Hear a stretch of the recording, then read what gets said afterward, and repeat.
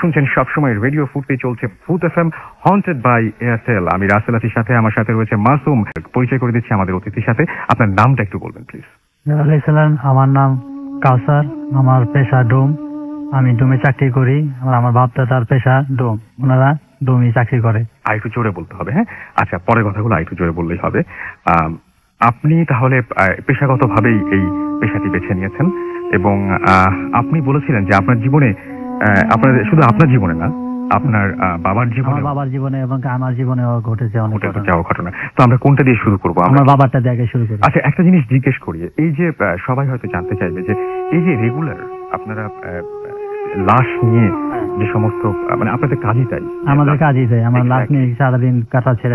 ভয় লাগে না? মানে কোনো সময় আমরা তো ছোট থেকে দেখছি আমার বাপ দাদারা এই করে, আমরা তো ছোট থেকে যখন দেখছি আমাদের একটা অভ্যাস হয়ে গেছে। আচ্ছা, আসলে কি কখনো কখনো ঝামেলা হয়? তার মানে ঝামেলা হয়, কিন্তু সবার সাথে সবকিছু শেয়ার করি না, মানুষ ভয় পায়। রাইট।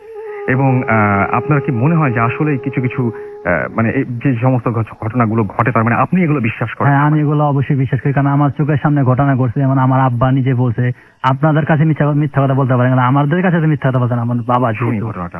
ঘটনা হলো গিয়ে আমি ছোট থেকে বড় হয়েছি আপনার মেডিকেলে যে সরকার আমাদের কোয়ার্টার দিয়েছে, কোয়ার্টার থেকে ছোট থেকে বড় হয়েছি, ওখানে থাকি আমরা। তো আমার বাপ দাদা সবাই আর কি এই কাজটার সাথে জড়িয়ে আছে। তো আমার ইচ্ছা ছিল না এই কাজে আমি থাকবো, তারপরেও যেহেতু বাবা করে আমার এই রাস্তা বাইছে নিতে হয়েছে। তো বাবা আমার মানে পড়ালেখা করার ইচ্ছা ছিল, পড়ালেখা বেশি একটা করি নাই, 5-6 পর্যন্ত পড়ছি আর কি। আর বাকি সময় বাবার সাথে আর কি সময় দিতাম। আচ্ছা, তো বাবার সাথে সময় দিতাম। তো বাবা বলতে চাইতো না, বাবারে বললাম একদিন যে বাবা, আমার জীবনে তো একটা ঘটনা ঘটছে, তোমার জীবনে কোনো ঘটনা আসেনি? তো বাবা বললো, হ্যাঁ আমার কাছে আছে। আমি বললাম, কি ঘটনা তোমার?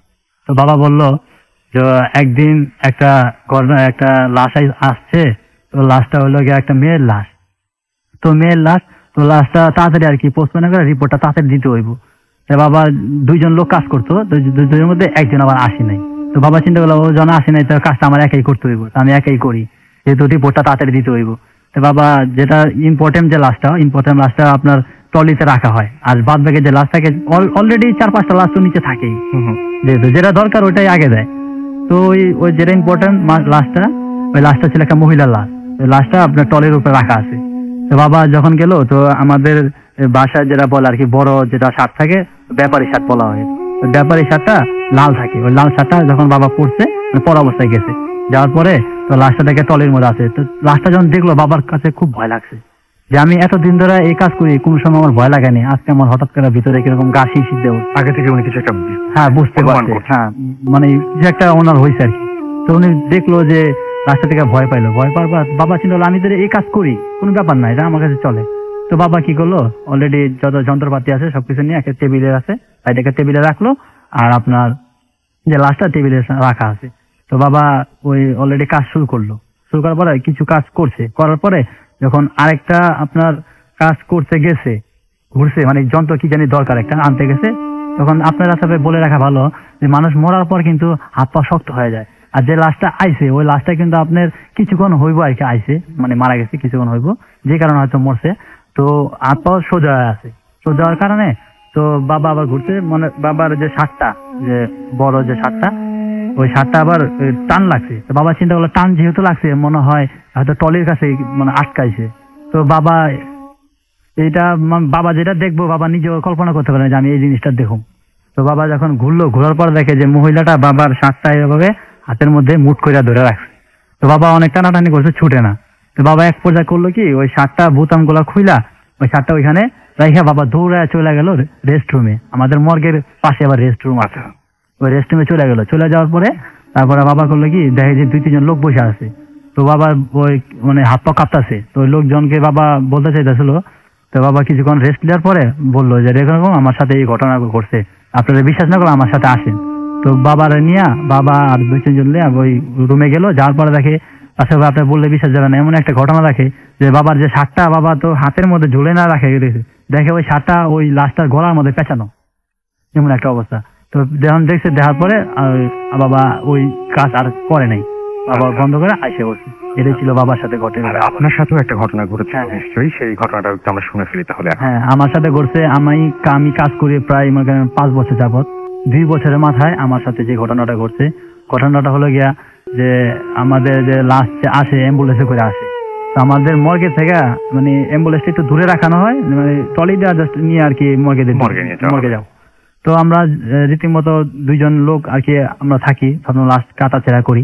তো দুইজন লোক আমি আর আরেকজন আছে, তো ওই আর আমি নিয়ে ওই অ্যাম্বুলেন্সের জন্য আসলো, আসার পরে এই লাশের কাছে গেছি, যার পরে লাশটা ওই যে ড্রাইভিং যে করে যে চালায়, তো উনি আবার ছিল না, উনি আবার যে কোনো কারণবশত বাইরে চলে গেছে। তো যাওয়ার পরে তো আমরা গেছি দুইজন মিলা ওই লাশটা নিয়ে ট্রলিতে আপনার উঠাইছি। আচ্ছা, ট্রলিতে ওঠানোর পরে ট্রলিতে ধাক্কায় নিতাছি, নেওয়ার পরে তো একটা জিনিস নিতে কিন্তু বার যে লাগে এটা বুঝাই যায়, যেহেতু সাধারণ বার যে লাগতেছে আমি বুঝাচ্ছি যে লাশ আছে।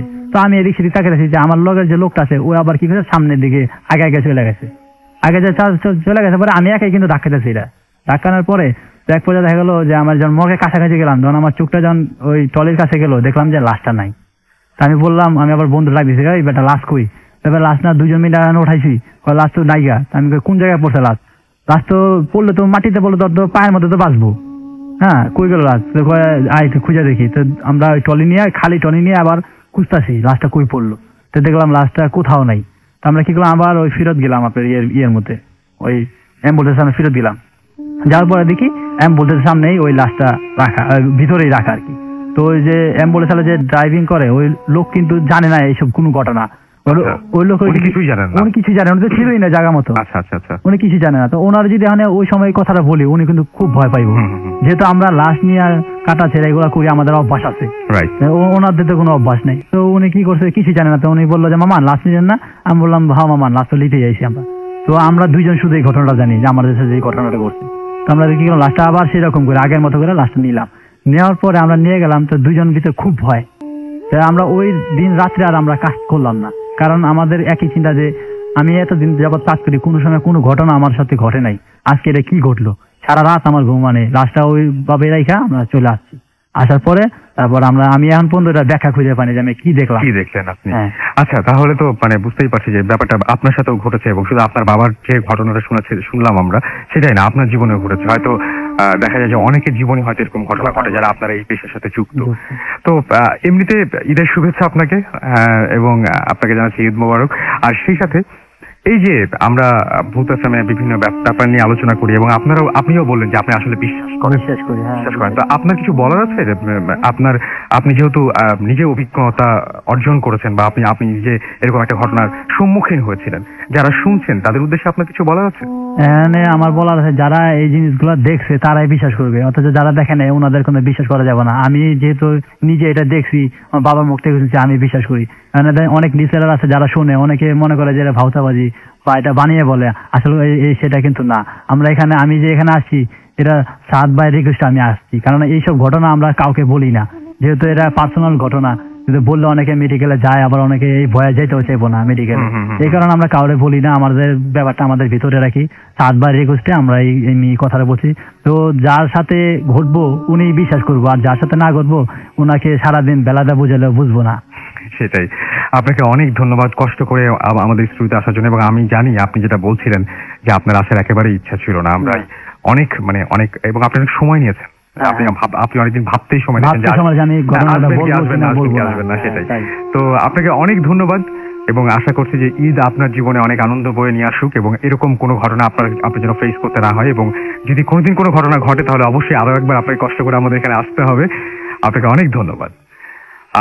আমরা এতক্ষণ শুনলাম আপনার এতক্ষণ ধরে যে ঘটনাগুলো শুনলাম, সেই ঘটনাগুলো শুনে অলরেডি আপনারা বুঝতেই পারছেন যে ভূত এফএম জমে গেছে। এবং আপনারাও যদি আমাদের সাথে, আপনারা অনেক SMS পাঠাচ্ছেন, এবং সেই SMS এর মধ্যে আপনারাও শেয়ার করছেন যে অনেকের কাছে ভালো লাগছে। তো এই মুহূর্তে মাকসুদ ভাই আপনাকে অনেক অনেক অনেক থ্যাংক ইউ। আমাদের সবারই অনেক বেশি ইচ্ছা ছিল আপনার সাথে এই বিষয়গুলো নিয়ে আলোচনা করার। প্রথমত আমি দেখেছি যে আমরা সবাই জানি যে শুধু গানের বাইরেও আপনার পড়াশোনার ব্যাপারে বিরাট একটা ব্যাপার আছে। তো এই সমস্ত ব্যাপারে কোনো সময় কি আপনার ইচ্ছে করেছে কিনা, বা কোনো সময় পড়েছেন কিনা, বা জেনেছেন, জানতে ইচ্ছে করেছে কিনা প্যারানরমাল ওয়ার্ল্ড বা আর একটা কোনো ওয়ার্ল্ড থাকতে পারে? আসলে যদি সত্যিকার অর্থে বলো, এটি কিন্তু আমার বেঁচে থাকার, আমার জীবনের এই একটি পথ। সেটা হলো যে আমরা মানুষ মানুষ হিসেবে আমরা যা কিছু চোখে দেখি, কানে শুনি, আমাদের 5টি ইন্দ্রিয়, চোখে দেখা মানে নাক, কান, ঠোঁট, মুখ এবং এছাড়া আরেকটি ইন্দ্রিয় আছে সেটা টাচ। আমরা কি অনুভব করে ধরতে পারি, বুঝতে পারি, ধরলে বুঝতে পারি কেন এটা কি একটা সেলফোন, নাকি এটা একটা বটল, নাকি এটা কোনো অস্ত্র, এই 5টা সেন্স। তো এছাড়া কিন্তু একটা ষষ্ঠীয় ইন্দ্রিয় কিন্তু আছে, সেটা আমরা কেবলই অনুভব করতে পারি, কিন্তু ষষ্ঠীয় ইন্দ্রিয় বা 6 সেন্স আমাদের অনেক কিছু বলে দেয়। এবং আমাদের সঙ্গীত জগতে আমাদের কিন্তু পুরো বিষয়টাই কিন্তু ষষ্ঠীয় ইন্দ্রিয় নেই। কারণ আমরা যেটা করি একটি গান, সেই ফর ইনস্টেন্স একটি গান, কারণ শুধু আমি জানি যে এটার এই সবার মাথায় কিন্তু একটা কল্পনার চিত্র তৈরি হয়। এটা দুঃখের গান, আমার কাছে হয়তো আমি যে চিত্র তৈরি করেছি তার সাথে হয়তো তোমার মিলবে না, আবার তোমার সাথে যেটা, তোমার কাছে যেটা একরকম মনে হচ্ছে সেটা কিন্তু আরেকজনের কাছে আরেক রকম মনে হচ্ছে। আবার দেখা গেল যে ভিডিও যেটা তৈরি হলো সেটা আরেক ডিমেনশন নিয়ে গেল। তো ষষ্ঠীয় ইন্দ্রিয়র বিষয়টাই, এবার যদি আমি বলি ষষ্ঠীয় ইন্দ্রিয় খেলাটাই হলো সঙ্গীত, তাহলে কিন্তু আমরাই সঙ্গীত যারা করি আমরাই কিন্তু প্যারানর্মাল জগতে বাস করি। তো এটা নিয়ে আসলে কনসিয়াসলি যে একটা অদ্ভুত কিছু জিনিস, খেয়াল করো যে অদ্ভুত বললাম আমরা যখনই খুব নিজের কাছে খুব একটা ভালো লাগে তখন কিন্তু বলে ফেলি যে অদ্ভুত, অদ্ভুত মানে এটা অকল্পনীয় একটা জিনিস, এবং এটা ঠিক নর্মাল না, নর্মাল না। বা যে কোনো একজন লোক খুব একটা আমাদের সাথে ব্যবহারে যেটা বলে প্যারা নিল, তো আমরা বললাম যে কি আশ্চর্য একটা প্যারা নিল, অদ্ভুত। হ্যাঁ, বা কেউ একটা খুব ভালো একটা কাজ করলো, অদ্ভুত সুন্দর, কিন্তু ভোটটা কিন্তু থাকবেই। হ্যাঁ, অতএব আমার মনে হয় যে এই জগৎটি আমরা অস্বীকার করতে পারি না, কারণ মানুষ যা কিছু করে তার মস্তিষ্ক দ্বারাই কিন্তু সৃষ্টি, একটা কনস্ট্রাক্ট, সে একটা মানে সে যে কোনো একটা স্থাপনা করে, এবং মানুষ যা চিন্তা করে মানুষের কিন্তু সেই জিনিস করাও সম্ভব। আর মানুষের কল্পনায় যা আসে এটা একেবারে যে ভুল সেটাও কিন্তু না। আমি মনে করি যে প্যারানর্মাল বা অ্যাবনর্মাল কিছু না, এটা একেবারেই নর্মাল। তা আমাদের ষষ্ঠী ইন্দ্রিয়কে স্বীকৃতি দেওয়াটাই হলো পুরো বিষয়টা। আর মাসুদ ভাই, আমাদের আরেকটা জিনিস জানার খুব ইচ্ছা যে আপনার কাছে মানে একদম আপনার মতো করে যদি বলতেন যে ভয় জিনিসটা আসলে কি, আপনার কাছে কি মনে হয়? ভয় মূলত আমার হিসাবে কিন্তু 2-3 রকমের ভয় আছে, এর বাইরে কিন্তু আসলে কোনো ভয় নেই। একটি প্রথম যেটি সবচেয়ে বড় ভয়, সেটা সবচেয়ে বড় ভয় যেটা সবাই ভিতরে কাজ করে কম বেশি, সেটা মৃত্যুর ভয়। মৃত্যুর ভয়টা আসলে কোনো অর্থ হয় না, কেন এই ভয়টা আমার ছিল। তো ওই বাউলদের সাথে কিন্তু অনেক সময় কাটিয়েছি জীবনে। এক বাউল আমাকে ঠিক এই পয়েন্টেই ধরতে পেরেছিলাম, এই যে কোনো বিষয়টা খুব ভয় পেয়ে গেছিলাম। তো উনি আমার এই ভয়টা কাটিয়ে দিলেন, বলল যে তুই আসছিস কোথার থেকে, তুই কি জানিস? না। তো যাবি কোথায়, এটা নিয়ে এত চিন্তা কেন, এটা নিয়ে ভয় কেন? আসার সময় তো ভয় ছিল না, যাওয়ার সময় কেন ভয় থাকবে? তো এই একটা সিম্পল মেসেজ একটা গ্রামের একটা বাউলের কাছ থেকে পেয়ে কিন্তু আমার অন্তত মৃত্যুর ভয়টা কেটে, কারণ এই মৃত্যুর ভয়টা হলো সবচেয়ে প্রাথমিক ভয়। দ্বিতীয় ভয়টা হলো যে সম্মান হারানো, যে আমাদের একটি সব কম বেশি সম্মান আছে, যে প্রতিটি মানুষ কিন্তু সম্মান পাওয়ার অধিকারী। সেই সম্মানের জায়গায় যদি একটু ভাষা লাগে, দাগ লাগে, হ্যাঁ, কোনো একটা স্ক্যান্ডাল হয় বা কোনো একটা দুর্ঘটনা ঘটে যায়, তখন সেই সম্মান হারানোর ভয় কিন্তু সবসময় কাজ করে, যে একটা কাজ করলাম, ইস এটা না করলেই পারতাম, ইস বেজ্জতি হয়ে গেলাম, এই যে বিষয়টা। আরেকটি হলো যে মানুষের যেটা আমরা আরবি ভাষায় বলি রিজিক, মানে যেটা আমাদের আমরা কি করে চলবো, আগামীকাল আমাদের দিনটা কেমন যাবে, আমাদের পকেটে তো ফুটা এক পয়সাও নেই, কি করে চলবো। তো এই তিনটেই কিন্তু মূলত ভয়। এই তিনটা ভয়ের ভিতরে প্রথম ভয়টি হলো যে মৃত্যুর ভয়, সেটা কোনো ভয় না। আর মানে ঈশ্বর মোটামুটি মানুষকে 3টি জিনিস, মানে অ্যাক্ট অফ গড, ঈশ্বরের মাত্র 3টি কর্ম। একটি হলো হায়াত, আমাদের কতদিন কিভাবে বাঁচবো, কোন সময় আমাদের জন্ম, কোন সময় মারা যাবো, মৌত তা আমরা জানি না, ঈশ্বরের হাতে। এবং তৃতীয়টা হলো রিজিক, আমরা আগামী দিনটা, আমি কোটিপতিও হতে পারি কিন্তু এমন কোনো গ্যারান্টি নাই যে আগামীকাল আমি না খেয়ে মরবো না, হ্যাঁ, বা আমি না খেয়ে মারা যাচ্ছি, কিন্তু এমন কোনো গ্যারান্টি নেই যে আগামীকাল আমার সামনে এক প্লেট পোলাও বিরিয়ানি এসে হাজির হবে না। তো এই 3টা বিষয় কিন্তু মানুষের মূলত ভয়। এবং আরেকটা হলো যে ভয় পাওয়ার ভয় এরকম কোনো ভয় কি কখনো পেয়েছেন, যে আমরা যেটা বলি, মানে যে আমরা অদৃশ্য যে যে কিছু যা কিছু আছে সেটা যে আমরা ভয় পাই, সেটা আমরা জিন বলি বা ভূত বলি বা যাই বলি না কেন, অন্য কোনো পৃথিবী থেকে বা অন্য কোনো জায়গা থেকে আসা কিছু, বা মৃত্যুর পরে কেউ হয়তো মৃত্যুর ওপারে চলে গেছে, সেখান থেকে যদি আবার সে কোনো সময় এসে দেখা দেয়, তখন যে ভয়টা আমরা পাই, এরকম কোনো ভয় কি কখনো কোনোদিন আপনি পেয়েছেন? বা এরকম অজস্র অজস্র ভয় এরকম মনে ঢুকেছে। কেন আগে একটু ব্যাখ্যা করি যে ভয়ের মূল কারণটা হচ্ছে ভয় তখনই মানুষের হয় যখন সে বিষয়ে তার জ্ঞান নাই। আমাদের পরীক্ষার কিন্তু সবারই ভয়, পরীক্ষা যখনই হয়, কিন্তু এমন কোন লোক কি টেনশন আছে মাকসুদ ভাই, আমার খুব চিন্তায় পড়ে গেলাম, ভয় লাগতেছে, ফেল করবো, এই যে বিষয়টা, এটা অর্থ কি? মানে যত প্রিপারেশনই নিই না কেন, কি প্রশ্ন আসে তা তো জানি না, আর আসতে পরে আমি ঠিক মতো উত্তর দিতে পারবো কিনা, এই যে ভয়, মানে ভয়ের ভয়। এটা আরেকটা ভয় হচ্ছে যে হঠাৎ করে আমি হেঁটে যাচ্ছি, হরতালের দিন আমি কোনো কিছু আশাই করিনি, রিক্সা দিয়ে ধুম করে একটা পাশে বোম ফুটলো। এখন সেরকম বোম আমি টেলিভিশনে অনেক দেখেছি, আমি লোকমুখে শুনেছি, আমি শুনেছি হাত পা ছুটে যায়, অনেক মানুষ মারা যায়, কিন্তু আমার একেবারে কাছে একটা বোমা ফাটলো, আমার কিছুই হলো না, কিন্তু ওই যে একটা কাঁপুনি শুরু হবে এবং সে একটা ট্রমাটাইজড মানুষ হয়ে যায়, এর মূল কারণটা আমার সেই মানসিক প্রস্তুতি ছিল যে আমি এমন একটা ঘটনা ঘটতে পারে। আবার হয়তো রিক্সা দিয়ে যাচ্ছি বা হেঁটে যাচ্ছি, হট করে একটা লোক আমাকে ছিনতাই করলো। আমি জানি না ছিনতাইয়ের অভিজ্ঞতা তোমার আছে কিনা। ছিনতাই আমার জীবনে একবারই হয়েছে, আমার মোবাইল ছিনতাই করে নিয়ে গেছে। আমি না 3 দিন 4 দিন ট্রমাটাইজ ছিলাম, কেন আমাকে ধরেছিল দাগ গলার উপরে। আমি একবার মনে করলাম যে না, একটু লেট মি রেজিস্ট হিম, আমি পারবো, কেন ছেলে পেলে খুব বাচ্চা ছিল, আমি পারতাম হয়তো দুটা। আবার চিন্তা করলাম যে একটা আঁচ দিয়ে দিলি তো আমার গলা নেমে যাবে, বা একটা কিছু না হোক একটা ক্ষতি হবে, তো no point being a hero. কেন এই হিরোইজম দেখার মতো কেউ নাই, এই 3টা ছেলে আর আমি, এই হিরোইজম তারা গিয়ে বলবে না মাকসুদ ভাই আমাদের রেজিস্ট করছিল। তো মানে হলো যে জিনিসের জন্য আমাদের মানসিক প্রস্তুতি নাই, যে জিনিস হঠাৎ করে ঘটে, যেগুলো হঠাৎ করে ঘটে সেগুলো কিন্তু অঘটন বা দুর্ঘটনা দুটোই হতে পারে। তো ভয়টা কিন্তু সেখান থেকে আসে। তো আমার মনে হয় যে যেটা যেন আমাদের মানসিক কোনো প্রস্তুতি নেই, সেখানে আমাদের ভয় বেশি। সেই যেই হোক, একটা সোলজার যখন যুদ্ধে যায় সেও কিন্তু একটু ভয় পায়, যদি তার ট্রেনিং আছে সবকিছু, তারপরে তো একটা ভয় থাকে, সেটা মরণের ভয়ও না, সেটা একটা কি জানি ভয় কাজ করে। এই হলো কথা। ওকে, তো আপনি বলছিলেন যে আপনার এরকম ভয়ের অভিজ্ঞতা হয়েছে, এরকম অদৃশ্য বা এরকম কোনো কিছু শক্তি বা কোনো কিছু, বা আমরা যেটাকে বলি একদম সরাসরি বলতে গেলে যেটা হয় যে মানুষ সাধারণভাবে যেটা বলে যে জিন বা ভূত বা এরকম কিছু, ছোটবেলায় থেকে শুরু করে বা কোনোদিন গল্প শুনে কোনো ভয় পেয়েছিলেন কিনা, বা এরকম কোনো কিছু আপনার জীবনে আছে কিনা? আসলে একটু ব্যাখ্যা করি যদি কিছু সময় থাকে আর কি। ওই যে বললাম, মানে মানুষের অভিজ্ঞতার উপরে কিন্তু পৃথিবীতে কিছুই নেই। আর ভূত বলি বা জিন বলি, এটা কিন্তু আছে, অবশ্যই আছে, আমি বিশ্বাস করি।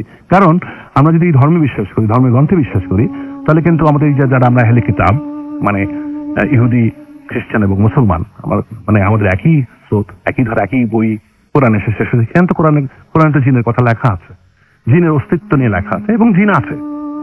জিন বলেই কিন্তু কোরআনটাকে ছেড়ে দিয়েছে। কারণ যেটাকে আমরা ভূত বলি বা পেতনি বলি ইত্যাদি ইত্যাদি বলি, এগুলো কিন্তু জিনেরই বিভিন্ন ধরনের সংস্কার, যেন মানুষের ভিতরে ভালো আছে, খারাপ আছে, মন্দ আছে, তো জিন জাতির ভিতরেও তাই আছে। মানে আমার খুব অল্প পড়াশোনার ভিতরে আমি জেনেছি আর কি এটা। এবং প্রতিটি মানুষের জন্য রেশিও, প্রতিটি মানুষের জন্য 6টি করে জিন সৃষ্টি হয়েছে। তো আমি আবার যদি ওই 6টি জিন বলতে গেলে আমাদের 6টি, ওই 5টি ইন্দ্রিয় এবং 6টা হলো দুষ্টতা আর কি, যেটা 5টা আমরা সবসময় অনুভব করছি, 6 নম্বরটা সে কোন সময় চোখের সামনে লাভ দেবে সেটা আমরা জানি না। 5টা আমাদের সাথে সবসময় আছে, এটা আমাদের সাথে সবসময় থাকবে, আমাদের সমস্ত কাজকর্মই থাকবে। হ্যাঁ, 5টা ইন্দ্রিয়, 6টা যে 6 নম্বরটা, এটাকে কিন্তু আমরা কখনোই কোন সময় সে কোন দিক দিয়ে সে হাজির হয়, হ্যাঁ, তো কথা নেই বার্তা নেই, ঘুমিয়ে আছে, ভয় লাগতো। তো আমার জীবনে সেরকম ধরতে গেলে আমার জন্ম কিন্তু নারায়ণগঞ্জে। তো নারায়ণগঞ্জে যে সময়টা আমার জন্ম, তখন 60 দশকে যখন বেড়ে উঠছে, তখন কিন্তু একটা অত কিন্তু ডেভেলপমেন্ট হয়নি। আমাদের রেডিও তখন ছিল, আমাদের এক মন সবসময় এন্টারটেইনমেন্ট, রেডিও শুনতাম, হয়তো গান শুনতাম, এই খেলাধুলা শুনছি।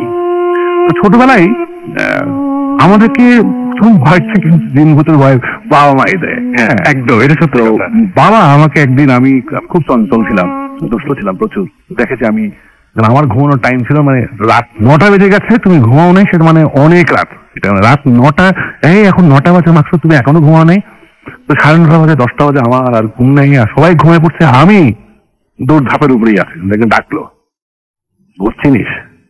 বাবা ভয় লাগে। গল্প বলি, বাবার গল্প। আমাদের আদি বাড়ি কিন্তু আসাম। আমার বাবা মা দুজনে আসামে। আমি কিন্তু অসময়ে কথাও বলতে পারি।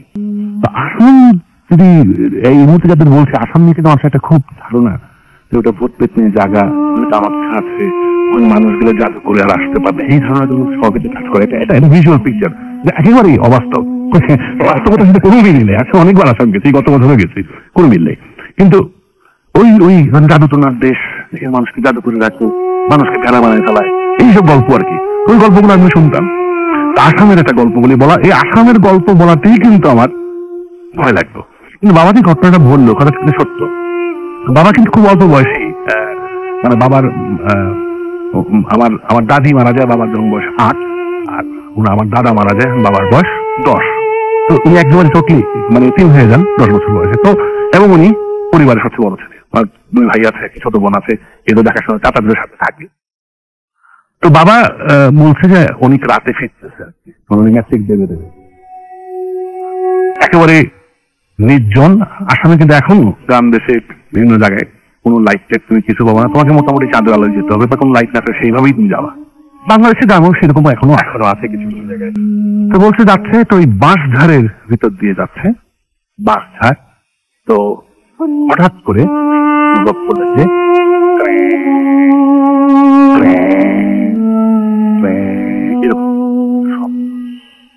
এবং এটা বেশ বাড়া শুরু করল। বাঁচছেন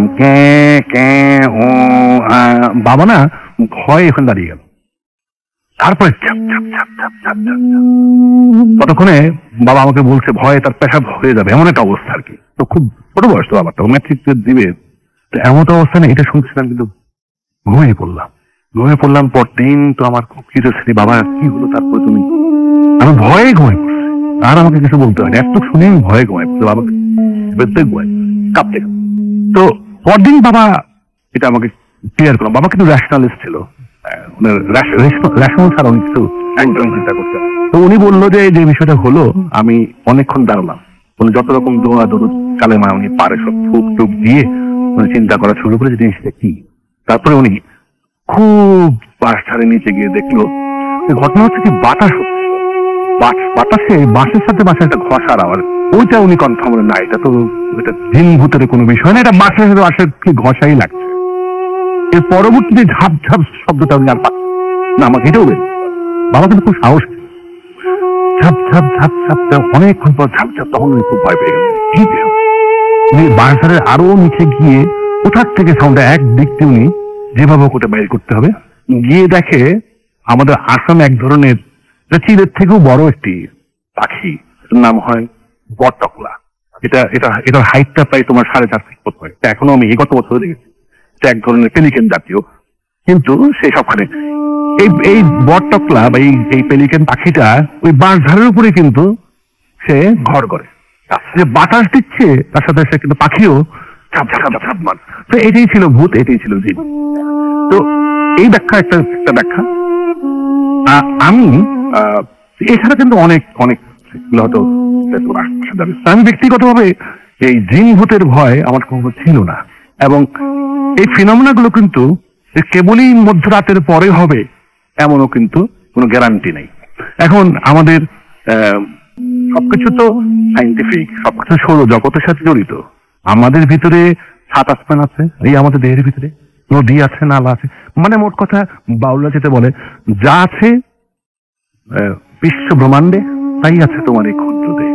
তুমি যদি 7 আসমানের কথা বলছো, তোমার দেহে দিয়ে আছে। এখন আকাশের দিকে তাকিয়ে যদি বলো কত কোটি তারা, কতগুলো তারা তোমার দেহে হচ্ছে, কেমন বলবো আমার সাথে কোথায়? তোমার দেহের ভিতরে, ব্লাডের ভিতরে জিন আছে, ছোট ছোট সেল আছে, সেগুলি হিসাব করো, সবসময় চলছে, ওটাই তোমার তারা।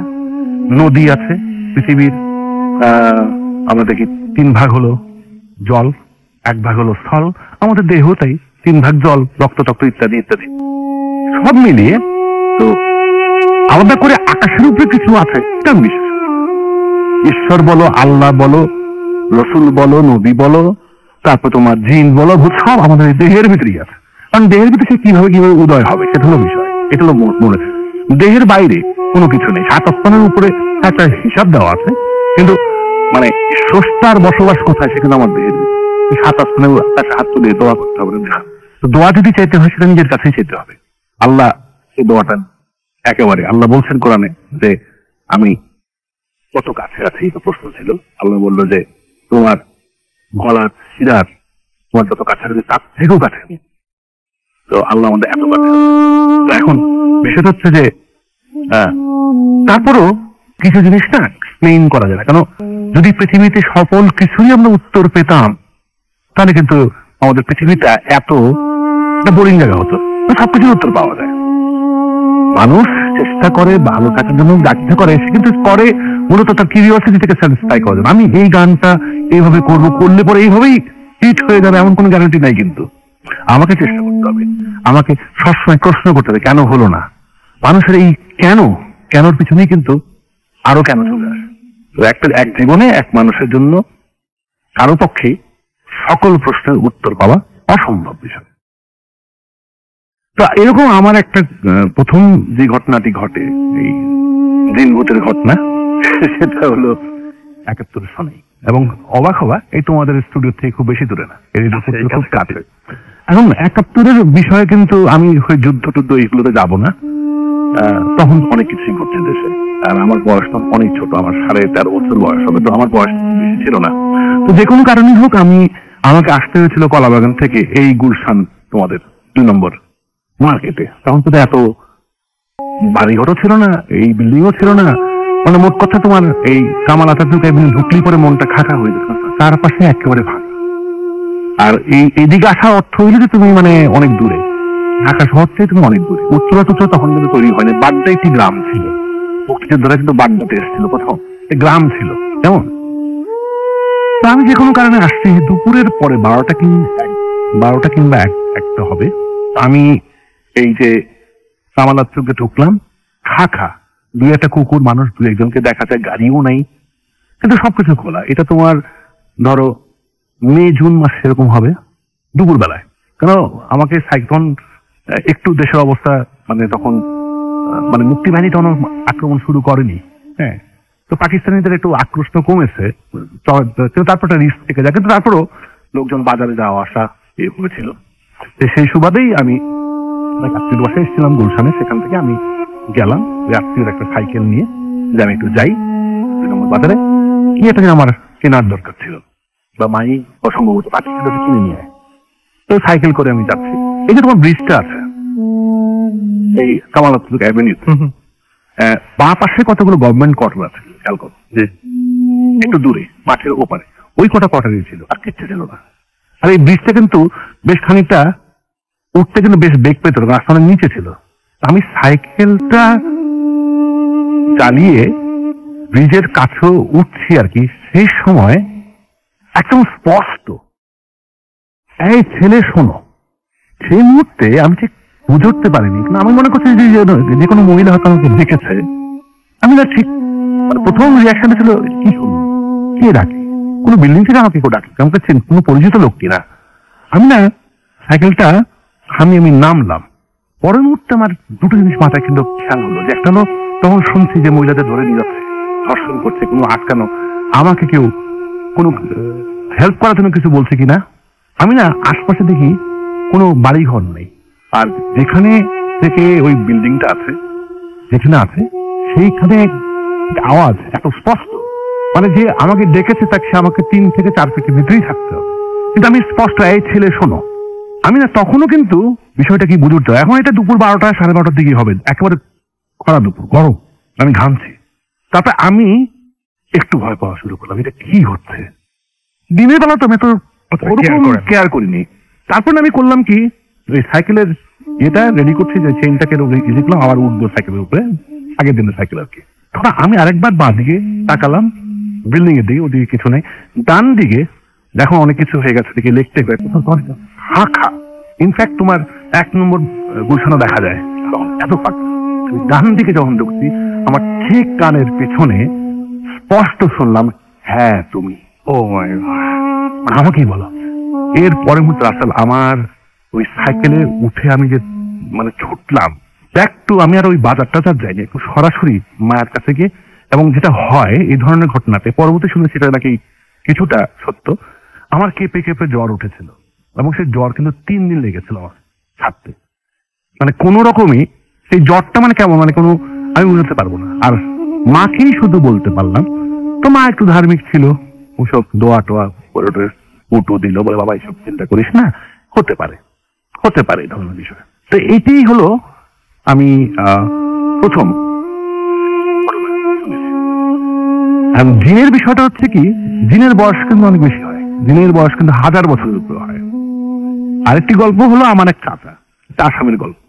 তো জিনের একটা স্বভাব কি, সে বাচ্চা জিন যদি হয় তার বয়স 100 বছরের উপরে, কিন্তু বাচ্চা মানুষের বয়স যদি 100 বছর, সে বুড়ো, জিনের বয়স 100 বছর, সে বাচ্চা জিন, সে 1000 বছরের উপরে বাঁচে।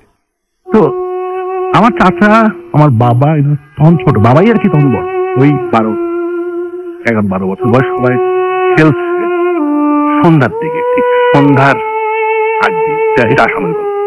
খেলছে আরেক চাচা, ওনার খুবই কিউট 5-6 বছর বয়সের, নাদুস নুদুস, তাকে সবাই আদর করে। তো সবাই খেলছে, হঠাৎ করে সে চিৎকার, আমাকে কে মারলো, সে চিৎকার। এখন বাবা যেহেতু সবার বড়, বাবা ছুটেছে যে কে, ওখানে আশপাশে কিছু নেপালি ছেলে প্লাস খুব দুষ্ট, ওরা আবার থাপ্পড় মানে আশপাশে কেউ নেই। ওকে যখন গেছে, সে এখন রীতিমতো ছটফট করছে, আমাকে মারছে বলে, কোথায় মারছে, মুখে মারছে, মুখে কোনো কি দাগ, কি হলো এমন হবে না, বাবা মানে সে চিৎকার করে কাঁদছে, সব লোকজন আসে করে বাচ্চাটাকে নিয়ে গেল রুমে, দেখে কি সে এই চোখের উপর থেকে শুরু করে গাল নিচ পর্যন্ত এত মোটা একটা আঙুলের কালো হয়ে গেছে। তখন একজন আশপাশের খুব বড় মাপের একজন আলেম, যিনি সব বুঝতেন, তাকে ডাকা হলো। উনি একটু হাসলেন, এসে বললো যে একটু আগরবাতি, কিছু না হয়ে যাবে। বিষয়টা কি বুঝায় বলেন, বাচ্চা একটা যাচ্ছিল, আরেক বাচ্চাকে গালে একটু আদর করে দিয়ে গেল, মানে আদরের ঠেলায় মানে এত বড় একটা কালো দাগ পড়ে গেল। এগুলো তো আমরা ইজিলি এক্সপ্লেইন করতে পারবো না, ইট ইজ দেয়ার। তো পার্সোনালি এছাড়া কিন্তু অনেক কিছুই হতে পারে।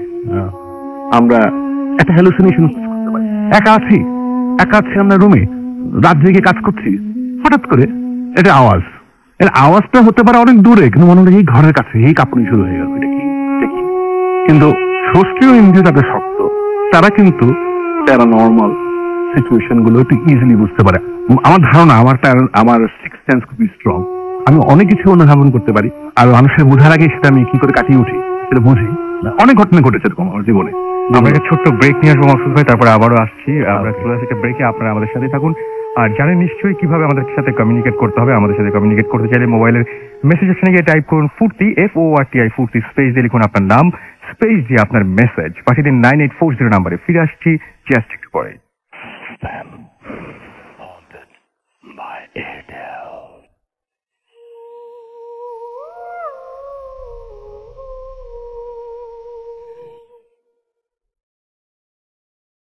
শুনছেন সবসময় রেডিও ফুর্তি, চলছে ভূত FM হন্টেড বাই এয়ারটেল। আর আমাদের সাথে রয়েছেন আজকে মাকসুদ ভাই। আমরা জমজমাট আড্ডা দিচ্ছি এবং অনেক কথা বলছি।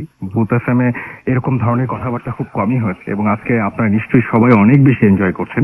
আমি এই মুহূর্তে মাকসুদ ভাই আগে আরেকবার আপনাকে জানাই এই ঈদের শুভেচ্ছা, ঈদ মোবারক। আর মাকসুদ ভাই একটা জিনিস, সেটা হচ্ছে যে সবার জন্য আমি একটা সাজেশন চাইবো আপনার কাছে। অনেকেই দেখা যায় যে খুব হঠাৎ করে এরকম পরিস্থিতি, আপনি বলছিলেন যে হ্যালুসিনেশন হোক বা যে কোনো কারণেই হোক না কেন, হঠাৎ করে এরকম একটা পরিস্থিতির মুখোমুখি হয়ে যায়, ঠিক সেই মুহূর্তে আপনি হলে কি করতেন, বা আপনার কি সাজেশন, যে কেউ যদি এরকম একটা সিচুয়েশনের মুখোমুখি হয়ে যায় বা ফেস করতেই হয়, তখন কি করবে ইনস্ট্যান্টলি? আমার মনে হয় যে প্রথম জিনিস যেটা হয়, এই ধরনের সিচুয়েশনটা প্যানিক সৃষ্টি হয়, নিজের ভিতরে খুব মানে ভয় থেকে মানুষ প্যানিক করে। হ্যাঁ, এবং প্যানিকটা যে কোনো কারণে হতে পারে। ওই যে বললাম, পরীক্ষার খাতা কমন প্রশ্ন করে একটা প্যানিক শুরু, আসলে চিন্তা করলে দেখা যায় আসলে এটা অত কমপ্লিকেটেড কিছু। এই জায়গাটা খুব ভালো লেগেছে, আপনি বলেছেন যে না জানা থেকে ভয়, মানে এটা। তো আমি একটা সিম্পল সাজেশন দিতে পারি যে এই ধরনের ঘটনা যদি কেউ ফেস করে, ফার্স্ট এন্ড ফরমোস্ট নিজের বিয়ারিং, মানে আমি কোথায় আছি সেটাকে আগে একটু রিকনফার্ম করতে। যে একটা হলো যে পা মাটিতে বাড়ি দেওয়ার মতন অন্য কোনো মানে রিয়ালিটি। যদি চেয়ারে বসে থাকে, সে লাফ দিয়ে উঠে যেন পাটে দাঁড়িয়ে পাতে বাড়ি দেয়। ঘুমিয়ে থাকলে বিছানায় থাকলে লাফ দিয়ে মাটিতে বাড়ি দেয়। আমি এই অবস্থিত। তাহলে হলো কি, সাইন্টিফিকলি যদি বোঝাতে যাই, আমাদের দেহে কিন্তু এক ধরনের ইলেকট্রিসিটি আছে। প্যানিকগুলো তখনই হয় যখন আমাদের বডি আর্থিং পায় না, ঠিক আছে, সার্কিটটা কমপ্লিট হচ্ছে না। ঘন্টার পর ঘন্টা পা তুলে আমরা বসে আছি, আড্ডা দিচ্ছি, চ্যাট করছি, ফেসবুকে আছি, গ্রাউন্ডিং হঠাৎ করে একটা ঘটনা করে। First thing you need to do is stand on the ground. গ্রাউন্ডে যে দাঁড়ানো, এবং ওইটা হলো ফার্স্ট। যে মুহূর্তে তুমি গ্রাউন্ডিং করলা, তোমার মস্তিষ্কের যে কোষগুলো তোমাকে প্রভোগ করতে কিছুটা হলো কন্ট্রোলে আসবে। এক। দ্বিতীয় কথা হলো, অনেক দোয়া দরুদ আছে, আমরা যারা মুসলিম আছি তারা দোয়া দরুদ করতে পারি, ঈশ্বরের কথা স্মরণ করতে পারি, হ্যাঁ। এবং প্রথম আরেকটা কথা হলো যে আর কিছু হোক না হোক আমাদের ঈশ্বর নির্দয় না, অবশ্যই কখনই না। তো এটা এই তো থ্যাংক আল্লাহ, ভগবান ঈশ্বর, দেখি যাই কি যে নামে রাখি, যে আমাকে এই অভিজ্ঞতার জন্য তোমাকে অসংখ্য তোমার দরকার ছিল। এই একটা থ্যাংকস দিয়ে লম্বা লম্বা শ্বাস, আমার মনে 10টা শ্বাস নিলে পরই এই সমস্যা চলে যাওয়ার কথা, কিন্তু প্রচুর ঘাম বেরোবে। ওকে মাসুদ ভাই, আমরা শেষ করব, তাই না মাসুদ? আমরা এখন শেষ করি, এবং জাস্ট শেষ মুহূর্তে আমি যেটা একটু আপনাকে অনুরোধ করব যে আমাদের যারা লিসনার, আমরা জানি যে বাংলাদেশের বাইরেও অনেকে শোনেন এবং সেখানেও অনেক ভক্ত আছেন আপনার, সবার উদ্দেশ্যে যদি কিছু বলতেন এই ভূত এফএমকে কেন্দ্র করেই বা আপনার। আসলে মূলত ঢাকা শহরে অনুষ্ঠান, গানের অনুষ্ঠানই অধিকাংশ ডাকা হয়, আর একটা হলো টক শো, এগুলো খুবই বোরিং হয়ে যাচ্ছে। হ্যাঁ, কিন্তু ভূত এফএম সম্পর্কে আমি শুনেছি, আমার রেডিও শোনার সুযোগ হয় না, কিন্তু লোকমুখে শুনতে প্রচুর জনপ্রিয়তা। আমার মনে হচ্ছে যে প্যারানর্মাল বিষয়টা নিয়ে মানুষের চিন্তার কিন্তু শেষ নেই। মানুষের এটা একটা ডিমেনশন। আমরা এমন একটা ডিমেনশনে যাচ্ছি যেটা স্থানকাল পাত্র ভেদে চলে যাবে। কেন, আলটিমেটলি আমাদেরকে ওই জায়গায় সবসময় অটল থাকতে হবে যে আমাদের বিশ্বাসের। এবং এটা আমি আমার সব ফ্যানকে বলছি যে মানুষের বিশ্বাস মানুষকে প্রতিনিধিত্ব করে। কেউ কিন্তু আপনার বিশ্বাসকে আপনার থেকে ভালো প্রতিনিধিত্ব করতে পারবে না। অতএব কোনটা সত্য আর মিথ্যার মাঝামাঝি কিন্তু সত্য, ডান আর বামের মাঝামাঝি কিন্তু সত্য। আমরা যখন আল্লাহকে সেজদা দিই, আমরা কিন্তু ঠিক মাঝখানে দিই। এই অর্থটা হলো সেজদাতে যাওয়া, আল্লাহকে লুটে করে পায়ে করে বলা, আল্লাহ আমরা ডানও বুঝি বাঁ বুঝি, মধ্যমটা বুঝি না। এই মাথা ঠেকালাম তোমার কাছে সম্পূর্ণ সারেন্ডার করে, আল্লাহ আপনি আমাদের এই মাথাটাকে হেফাজত করেন। মস্তিষ্কের ভিতরে কিন্তু সমস্ত কিছু রহস্য লুকিয়ে আছে। আর এই ধরনের ঘটনা যদি ঘটে, এটাকে নর্মালি নেবেন, অ্যাবনর্মালি নেওয়ার কোনো বিষয় নেই। এবং ওই যে বললাম আগের কথাটা, যে এই এক একটা অভিজ্ঞতা, এটা হলো স্রষ্টার আমাদের ইমান যেটা বলি আমরা খুব শক্ত, আমরা কি ওটাতেই বিশ্বাস করলাম, আল্লাহতে বিশ্বাস করলাম, এটা কিন্তু আমাদের সবসময় একটা চেক এন্ড ব্যালেন্সে কিন্তু রাখছেন। এবং এই ধরনের অভিজ্ঞতা তাদেরই হয় যারা কিছু মনে করো না, খানিকটা ঈশ্বরের থেকে সরে গেছে কোনো কারণে, সেটা প্রেমের কারণে হোক, তার পড়ালেখায় একটু স্রষ্টাকে যদি স্মরণ রাখতে পারি এবং সবসময় যদি স্মরণ রাখতে পারি, হ্যাঁ, সেটা যেভাবেই হোক, আমার মনে হয় যে এইগুলো বিষয় হাসি মুখে উড়িয়ে দেওয়া যাবে। পরবর্তী দিনে যে আজকে আমরা হাসতে পারলাম, হ্যাঁ, কিন্তু সেই মুহূর্তে হয় মানে কি অনেক মরেই যাবো, এমনই একটা। তো এটাই আমি সবার কাছে রিকোয়েস্ট করবো যে আপনারা যে জায়গায় থাকেন, যেখানে আছেন, thank you very much for joining us this show all over the world. I am really thankful to ফুর্তি এত সুন্দর একটা টপিক নিয়ে আপনারা, এবং এটা দিয়ে সারা রাত্রি সারাদিন সারা রাতও চলতে পারে এই ধরনের আমি মনে করি। তো এই যে আমাদের ইন্টারেস্টিং কতগুলো বিষয় নিয়ে আমাদের এই যে দেশের যে বিরাজমান রাজনৈতিক অবস্থা থেকে বেরিয়ে এসে মানুষকে একটু চিন্তার করা, এই চিন্তার করাটাও কিন্তু খুব প্রয়োজন আছে। এবং আমরা এই একটা ভূত বলে যে জিনিসটা তৈরি করলাম, আসলে এটা আমাদের মনের ভিতরে ভূত। এটা এই মানে জ্ঞান অন্বেষণ, ভয় কাটানোর সবচেয়ে বড়, যেটা আগেই বলেছি, জ্ঞান। আমরা যত জ্ঞানী হব, আমরা যত জ্ঞান রাখবো, আমরা অতই উৎকৃষ্ট মানব। উৎকৃষ্ট মানব সবাই হোক, এই আমার ভক্ত শ্রোতাকুল এবং ভক্তির যত শ্রোতা আজকে রাত থেকে সবার কাছে আমার কামনা থাকতো উৎকৃষ্ট মানব হওয়ার নিশ্চিত সম্ভব। আমরা আজকে অনার্ড যে আমাদের মাঝে আমরা আজকে মাসুদ ভাইকে পেয়েছিলাম, এবং আমরা যে ধরনের কথাগুলো বললাম, আপনারা নিজেরাও অনেকদিন ধরে ভূত এফএম শুনছেন, এরকম ধরনের কথা হয় না। এবং আজকে আসলে সবকিছু মিলিয়ে সবকিছু অন্যরকম হলো। আর অন্যরকম বলেছিলাম শুরুতে যে স্পেশাল কিছু হবে, কারণ এটা ঈদের একটা স্পেশাল এপিসোড। সেই স্পেশাল এপিসোডে এতক্ষণ পর্যন্ত যারা আমাদের সঙ্গে আছেন এবং বাকি সময়টুকু যারা আমাদের সঙ্গে থাকবে তাদের সবাইকে অনেক অনেক অনেক অনেক ধন্যবাদ জানাচ্ছি। এবং সেই সাথে জানিয়ে দিচ্ছি আমাদের সাথে কমিউনিকেট করার নিয়মটি, মোবাইলের মেসেজ অপশনে গিয়ে টাইপ করুন ফুর্তি FORTI, ফুর্তি স্পেস দিয়ে লিখুন আপনার নাম, স্পেস দিয়ে আপনার মেসেজ পাঠিয়ে দিন 9840 নাম্বারে। ফিরে আসছি পরে। রেডিও ফুর্তি।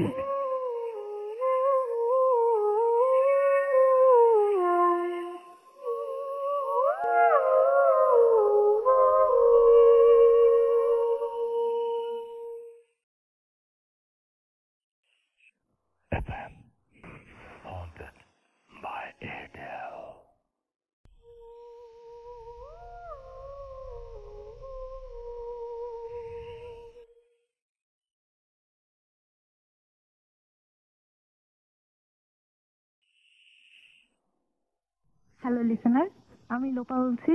আমি আজকে আপনাদেরকে একটা একটু অন্যরকম কাহিনী শোনাবো। ঘটনাটা খুব সাম্প্রতিক, যেটা হচ্ছে এই রোজার মধ্যেই।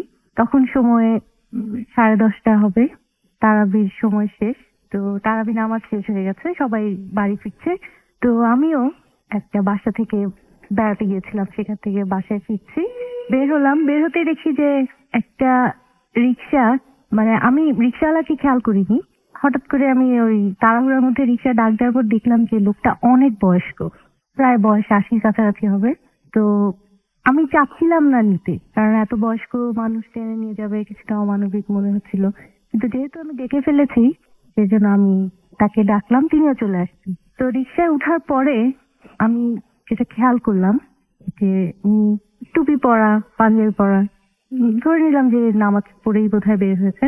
ভালো করে খেয়াল করে দেখলাম যে ওনার টুপি, পাঞ্জাবি সবকিছু এত পরিষ্কার, এত সাদা। মানে রিক্সাওয়ালাদের কাছে এতটা আসলে কখনো আমরা চিন্তা করি না যে এত ধপধপে পরিষ্কার জিনিসপত্র পরে তারা বের হবে। পায়ের জুতাটা খেয়াল করলাম, সেটাও রাবারের, একটু বড় জুতা। এখনকার সময়ের এই কোনো এই ডিজাইনটা চোখে পড়ে না।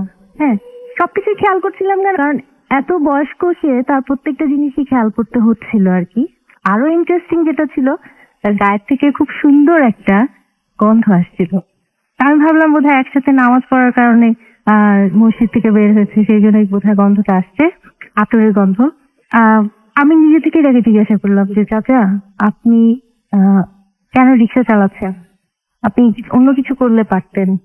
সে বলছে যে না, আমি আসলে খুব খুব ধীরে, মানে কথা ভয়েস এত আস্তে বোঝা যাচ্ছিল না।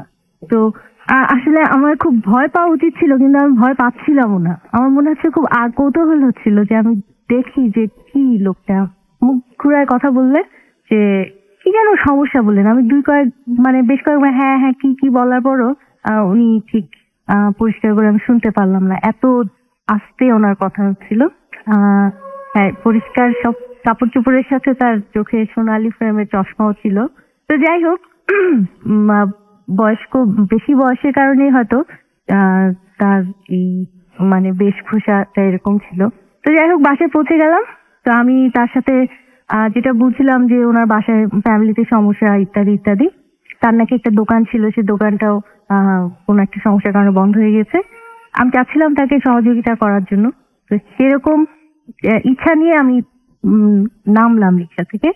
রিক্সাটা থামতেই দেখি পাশের বিল্ডিং থেকে এক মাঝবয়স্ক লোক, কেয়ারটেকার টাইপের বৃদ্ধ লোকটাকে দেখে চিৎকার শুরু করে দিল যে কেন আপনি, এ লোকটা তো অনেক বয়স্ক, এ লোকটা তো অনেক বয়স্ক, তার যেটা কথা ছিল। তা আমি বুঝতে পারছিলাম না যে ওই বা কেন হঠাৎ এত উত্তেজিত হয়ে গেল একে দেখে। সে কিন্তু নির্বিকার, সে চুপ করেছে, তার কোনো হচ্ছিল না যে না আমাকে দেখে কেন এমন করছে। আমি বললাম যে কি বলে? বললো যে না, বলছে যে আমার অনেক বয়স। যাই হোক, তো আমি তাকে বললাম যে আপনি আর রিক্সা টিক্সা চালাবেন না। আমি তাকে সহযোগিতাটা করলাম, যেটা করার বললাম যে আপনি এত কষ্ট করার দরকার নাই। তো সে খুব সহজভাবেই চলে গেল।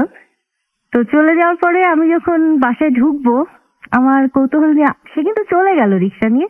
আমি পিছন ফিরতে দেখলাম যে সেও কিরকম করে পিছন ফিরে একটা অদ্ভুত দৃষ্টি নিয়ে আমার দিকে তাকায় আছে। আমার যেটা মনে হয়েছে যে আমি তার খুব চেহারাটা মনে করার চেষ্টা করি, তার চেহারাটা কিন্তু আমি ভুলে গেছি, কিন্তু ওই যে শেষ সময়ে সে যে অদ্ভুত একটা দৃষ্টি নিয়ে আমার দিকে তাকিয়েছিল সেটা আমার এখনো মনে আছে। এবং এটা খুব একটা গায়ে কাঁটা ফেলানো কোনো গল্প না যে হ্যাঁ ভয়ে মরে যাওয়ার মতো কিছু না, কিন্তু আমার কাছে মনে হয়েছে কি যে আসলে অনেকের সাথেই আমাদের দেখা হয়, প্রত্যেক দিনের জীবনে অনেকের সাথেই দেখা হয় যারা যাদের সাথে দেখা হওয়ার কথা না কিন্তু হুট করে দেখা হয়ে যায়, এবং তারা আসলে মনের মধ্যে একটা প্রশ্ন রেখে চলেছে। এটা খুব বাস্তব এবং খুব সহজ ব্যাপার। আমরা যখন মুখোমুখি হই তখন আসলে ভয়টা কাজ করে না, কিন্তু যখন পরে চিন্তা করি, চিন্তার জগতে চলে যাই, তখন আসলে একটু ভয় লাগে কে ছিল সে। শুনছেন রেডিও 40।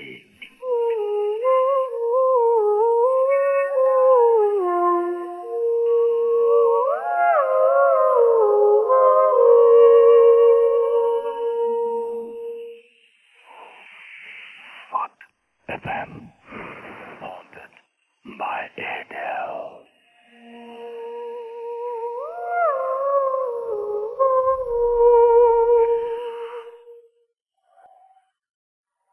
শুনছেন সবসময় রেডিও ফুর্তি, আর চলছে ভূত এফএম হন্টেড বাই এয়ারটেল। এবং আজকে মানে ঈদের শো, সুতরাং বুঝতেই পারছেন যে একটা স্পেশাল সেগমেন্ট আমাদের আছে বেশ কয়েকটা। তার মধ্যে এই মুহূর্তে আমার সাথে যিনি উপস্থিত আছেন তাকে আপনারা সবাই চেনেন এবং আপনারা সবাই অনেক বেশি পছন্দ করেন। এবং আমি বলি যে রেডিওতে যখন গান বাজে, কিছু কিছু গান আমাদের শুনতে ভালো লাগে, আবার কিছু কিছু গান শুধু শুনলেই মন ভরে না, কিছু কিছু গান শোনার সাথে সাথে গাইতে ইচ্ছা করে। তো এইরকম একজন মানুষ যিনি আমাদের সাথে এই মুহূর্তে স্টুডিওতে উপস্থিত আছেন, তিনি আমাদের সবার প্রিয়, অনেক পছন্দের, আমি অনেক বড় ফ্যান যার, সেই ফাহমিদা নবী। তিনি আমাদের সাথে এই স্টুডিওতে উপস্থিত আছেন এবং ভূত এফএমে উপস্থিত আছেন। আজকে আমরা তাকে গান গাইতে অনুরোধ করব না, আমরা তার কাছে আজকে ঘটনা শুনবো, ভয়ের কোনো ঘটনা, যে সমস্ত ঘটনা তার জীবনে ঘটে গেছে বা তার চারপাশে যে সমস্ত মানুষরা আছেন তাদের কাছ থেকে তিনি যে সমস্ত ঘটনাগুলো শুনেছেন তার অভিজ্ঞতা তিনি শেয়ার করবেন আপনাদের সাথে। ঈদ মোবারক। অনেক অনেক শুভেচ্ছা এবং সমস্ত ভূতেদেরকেও শুভেচ্ছা। কারণ তোমাদের এই অনুষ্ঠানটা যখন শুনি আমি কিন্তু খুবই সিরিয়াসলি শুনি, এবং আমি যদি গাড়িতে থাকি আমি সব মানে একদম চুপচাপ, হয় না, জানলাগুলো সব বন্ধ করে দিয়ে ড্রাইভারকে বলি কোনো কথা বলবা না, কিংবা আমি যদি নিজে গাড়ি চালাই সেই মুহূর্তে ওরকম অ্যাকশনে। এবং প্রত্যেকে যারা যারা খুব অনেক ফ্যান এই প্রোগ্রামটার, সবার সঙ্গে যখন কথা তখন সবাই বলে যে বিষয়টা কিন্তু আমি একটু ভয় ভয় বলছি। বাইরে জানালার বাইরে তাকাতে ইচ্ছা করে যখন কোনো দিকে কি তাকান আশেপাশে, আমি তো ভাবতে শুরু করি আচ্ছা গাছের পাতাটা কেন নড়লো। হ্যাঁ এরকম হয়, এরকম হয় কিন্তু। আচ্ছা আমি কিন্তু খুবই সিরিয়াসলি বললাম এতক্ষণ, এখন বলি আনন্দের সঙ্গে ঈদ মোবারক। ঈদ মোবারক। এবং আমরা যারা এই মুহূর্তে যারা শুনছেন, তারা শুধুমাত্র যে এই মুহূর্তে যারা শুনছেন আমাকে এবং আমাদেরকে, ভূত এফএম যারা উপভোগ করছেন, তারা শুধুমাত্র যে বাংলাদেশ থেকে শুনছেন তাই না, বাংলাদেশের বাইরেও বিভিন্ন জায়গায় যারা আছেন, যারা পছন্দ করেন, যারা ভয় পেতে ভালোবাসেন, তারাও শুনছেন। এবং এই আনন্দের সময়টা, ঈদের সময়টা তো অনেক মানুষ ভয় পেতে পছন্দ করেন। মানে এটা তো মানে কি বলে না যে অলিক সুখ অলিক মায়া, হ্যাঁ সেটাই মরিচিকা। আসলে আমাদের মনে হয় যে আমাদের এসব কিন্তু ভালো লাগে। হ্যাঁ আপু, কি মনে হয় মানে আমাদের এই ব্যাপারটা মনে হয় এখান থেকে এসছে যে ছোটবেলা থেকেই আমাদের যখন ঘুম আসতে চাইতো না বা যা কিছু মানে যখন খুব বেশি রকমের ভালো লাগতো না, তখন মা বাবারাই আমাদেরকে কিন্তু এই ধরনের গল্পগুলো বলে বলে, যেমন ধরো আমার নানার বাড়িতে, হ্যাঁ মানে আমরা অনেকগুলো খালাতো ভাই বোন তো আছেই, প্লাস মামা খালারাও একই বয়সের। আমরা তো একটা খাটে মনে করো আমরা মানে হবে হয়তো 4 জন শোয়া যায়, আমরা কিন্তু ওখানে 7 জন একসাথে মানে শুতাম। মশারি টাঙানোর পরে একটা জানলা ছিল যে আগে খিল দিয়ে আটকাতে হতো না ওই জানলাগুলো, পিছনে কিন্তু একটা নিম পাতার গাছ। আচ্ছা, হ্যাঁ নিম গাছ। তো ওই বাতাসটা আসছে তখন কিন্তু না অন্য গল্পে চলে যেতাম।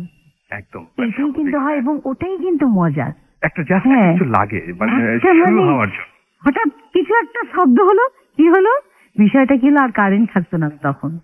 অনেক ছোটবেলার কথা বলছি, মানে লাইট অফ, অন্ধকার, একেবারেই বাতাস নেই, কিন্তু জানলাটা খুলতে হবে, কারণ হলো আমাদের বাতাস প্রয়োজন।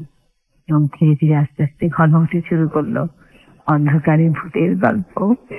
একদম মানে আমি একটা মানে একদমই ব্যক্তিগত প্রশ্ন করি, সেটা হচ্ছে যে আপনার কি আসলেই মনে হয়েছে যে আসলে এরকম প্যারালাল কোন একটা ওয়ার্ল্ড আছে, বা এরকম যা আমরা দেখি সবসময় হ্যালুসিনেশন না, আসলে ঘটনাগুলো সত্যি সত্যি হয়তো অনেক সময় ঘটে, মানুষ শুধুমাত্র মানুষের চিন্তার মধ্যেই বা মাথার ভেতরেই এই ব্যাপারগুলো ঘটছে না, হয়তো বাস্তবেও এরকম জিনিসের অস্তিত্ব আছে, এরকম কখনো মনে হয়েছে আপনার? আমি কিন্তু যেহেতু দর্শনের ছাত্রী, পরাবাস্তব বিষয়টাকে কিন্তু আমি আসলে বিশ্বাস করি। হ্যাঁ, কারণ মিরাকলস ঘটে। হ্যাঁ, এবং সেটা যে কোনো ভাবে অনেক সময় কার্স যেটাকে বলে মিরাকেল, এগুলো কিন্তু মানুষের জীবনেরই একটা অংশ। তো এই অংশগুলোকে কিন্তু সবসময় আমরা ইগনোর করে যাই। সামহাউ বলে না যে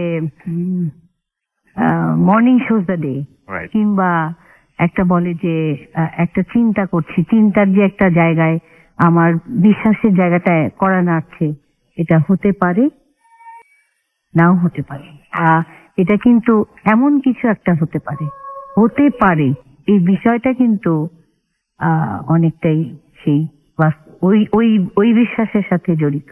রাইট। এবং ওই দর্শনের মতো আমার ভালো লাগলো শুনে যে দর্শনের মতো একটা মাঝামাঝি অবস্থান আর কি, মাঝামাঝি। গান এবং সেটাই। হ্যাঁ।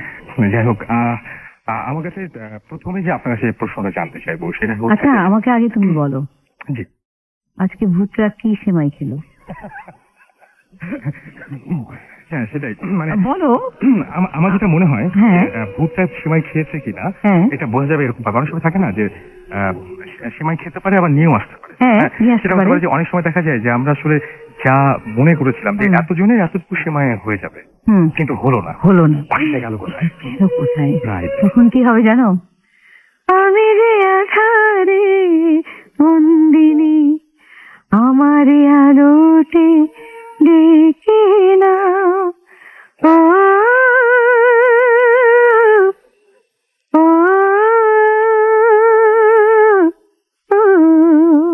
চমৎকার চমৎকার। আমরা ওদের গান। একদম একদম। এবং আরেকটা জিনিস হতে পারে, সেটা হচ্ছে যে কোনো কিছু এরকম কি কখনো হয়েছে আপনার বাসায় যে আপনি মনে করলেন যে হঠাৎ করে কোনো কিছু একটা রান্না করেছেন, এই সময় কোনো একটা গেস্ট চলে আসলো, এবং গেস্ট আসার সময় আপনি বুঝতে পারলেন আজকে তো খবর আছে, যা রান্না করেছি এটা দিয়ে তো সবাইকে আসলে। আচ্ছা, তুমি এটা কি করে বুঝলা?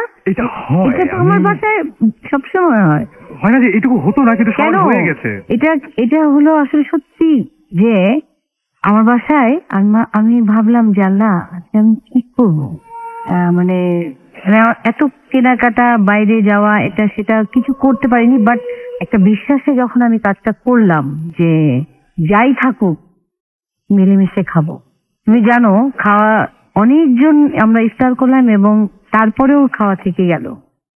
এটা খুব অদ্ভুত ব্যাপার না? আমি যে বললাম যে আজকে যদি কারো সেমাই বেঁচে যায়, সেখানে কিন্তু ভয় পাওয়ার ব্যাপার আছে। হ্যাঁ ভাই, আর ভূতরা কিন্তু দুধ সেমাই খুবই পছন্দ করে বাবা। আমার এখন একদম আমার নিজের গায়ে কাটা দিচ্ছে শুনে।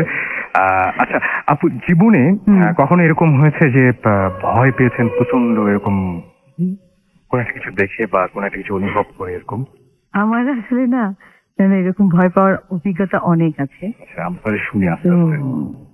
আজকে আমি অনেক কিছু শোনা গল্প, একটু দেখা গল্প, জানা গল্প, গল্প কি আসলে জীবনের ঘটনা, পরিস্থিতি, সময়, কাল, আমার জীবনে দেখা না অনুভব বললেই ভালো বোধ হয়। আমি একটা সত্যি ঘটনা বলতে চাই, আজকে জানাবো। ওকে, তাহলে আমরা এখন কি শুনবো? আমরা শুনি তাহলে। আমি আসলে ধৈর্য রাখতে পারছি না। না, একটু হালকা করে নিয়ে আগে পরিস্থিতিটাকে বুঝিয়ে দিই। ওই যে বলছিলাম না যে আমার নানার বাড়ি দিনাজপুরে, তো আমাদের বাড়িটা শুরু করলাম কিন্তু জি। ঈদের দিনে আসলে সবার আনন্দে থাকা উচিত, এবং আমার মনে হয় যে এই ঘটনাটা আজকে যারা মফস্বলের দিকে থাকে, অনেকে ওই রকম বাড়িগুলোতে থাকে যে বাড়িতে এখনো সেই খিলের দরজা আছে, হ্যাঁ, লোহার গোল গোল রডের মানে ওটাকে কি বলে, জানালার শিকগুলো আছে। তারপরে ঘর থেকে বেরিয়ে একটা ছোট বারান্দা আছে, বারান্দার নিচে 3-4টা সিঁড়ি আছে, দরজাটা দুটো দরজা আছে। সেরকম বাড়ি কিন্তু অনেকের আছে। তো সেই বাড়িগুলো উঠোন আছে। সেই সব বাড়িতে যারা বসে আজকে শুনবে, বাতাসে একটু গাছগুলো পাতাগুলো নড়বে, তাদের জন্য। আর যারা যারা শহরে শুনছে সেটা আলাদা বিষয়, ঘরের ভেতরে নিজেকে একটু সাবধান করবে, কিন্তু তাদেরকেও বলবো এবং যারা সবচেয়ে ভালো অনুভব করতে পারবে। তো সেই অনেক ছোটবেলা, তখন আমি বোধ হয়, আমার বয়স কত হবে, 7-8 এরকম। এখনো মনে আছে, আমি এখনো দেখতে পাই চোখে। আমি বলছি আর আমি আসলে দেখতে পাচ্ছি। তো আমাদের সেই নানার বাড়িটা, ড্রয়িং রুমটা, 3টা সোফা ছিল। একটা আমার নানা আর কি জমিদারের ছেলে, তো বাড়িটা একটু অন্যরকম। আমাদের ওখানে অনেক আড্ডা হতো। একটা বড় উঠানে একটা সোফা ছিল সিমেন্টের, সেখানে আমরা হইচই করতাম। আমার নানা বাড়িতে অনেক গান বাজনা হতো, কারণ সবাই শিল্পী। এবং দিনাজপুরে তখন সিনেমা হল ছিল, Bostan, Lily cinema hall, modern cinema hall, এই খুবই সিনেমা দেখা হতো। তো সেই সময় তো রাতের যে শোটা, তো সেই শো 9টা থেকে 12টা, এটা একটা শো ছিল। তো সেই সময় এইরকম ঈদের সময় কিন্তু, তো আমরা এতজন সবাই যেতাম ঈদের সময় ঈদ করতে। তো নানার বাড়িতে আমরা সব খালা, তখনও খালাদের কয়েকজনের বিয়ে হয়নি, তারপরে মামারা আছে, বিয়ে হয়নি, নানা নানি, আমরা নাতি পুতি সব মিলিয়ে আমরা টোটাল বাসায় মনে হয় মানুষ হবে 30 জন। আর সবকিছু মিলিয়ে আমাদের ওই ড্রয়িং রুম মানে ঘর থেকে আবার উঠোন দিয়ে রান্নাঘরে যেতে হতো। তো সেখানে একটা কলপাট ছিল, চাপ কল, তারপরে মাটির চুলো। তো সেরকম একটা, তো সবার খাওয়া দাওয়া শেষ, সিনেমা দেখতে যাবে, সবাই গেল। বাড়িতে ছিলাম শুধু আমি আর আমার একটা খালা, ছবি খালা, তখন তার বিয়ে হয়নি। তো সে সময় সবাই বাড়িতে কেউ নেই, কারেন্টও নেই। তখন ওই যে বললাম না, নিম গাছটা, পেছনে আবার একটা দরজা ছিল, ড্রয়িং রুম দিয়ে ঢোকার জন্য একটা দরজা, আবার পেছনে দরজাটাকে কি দরজা বলে, মফস্বলী যারা থাকে তারা বলতে পারবে।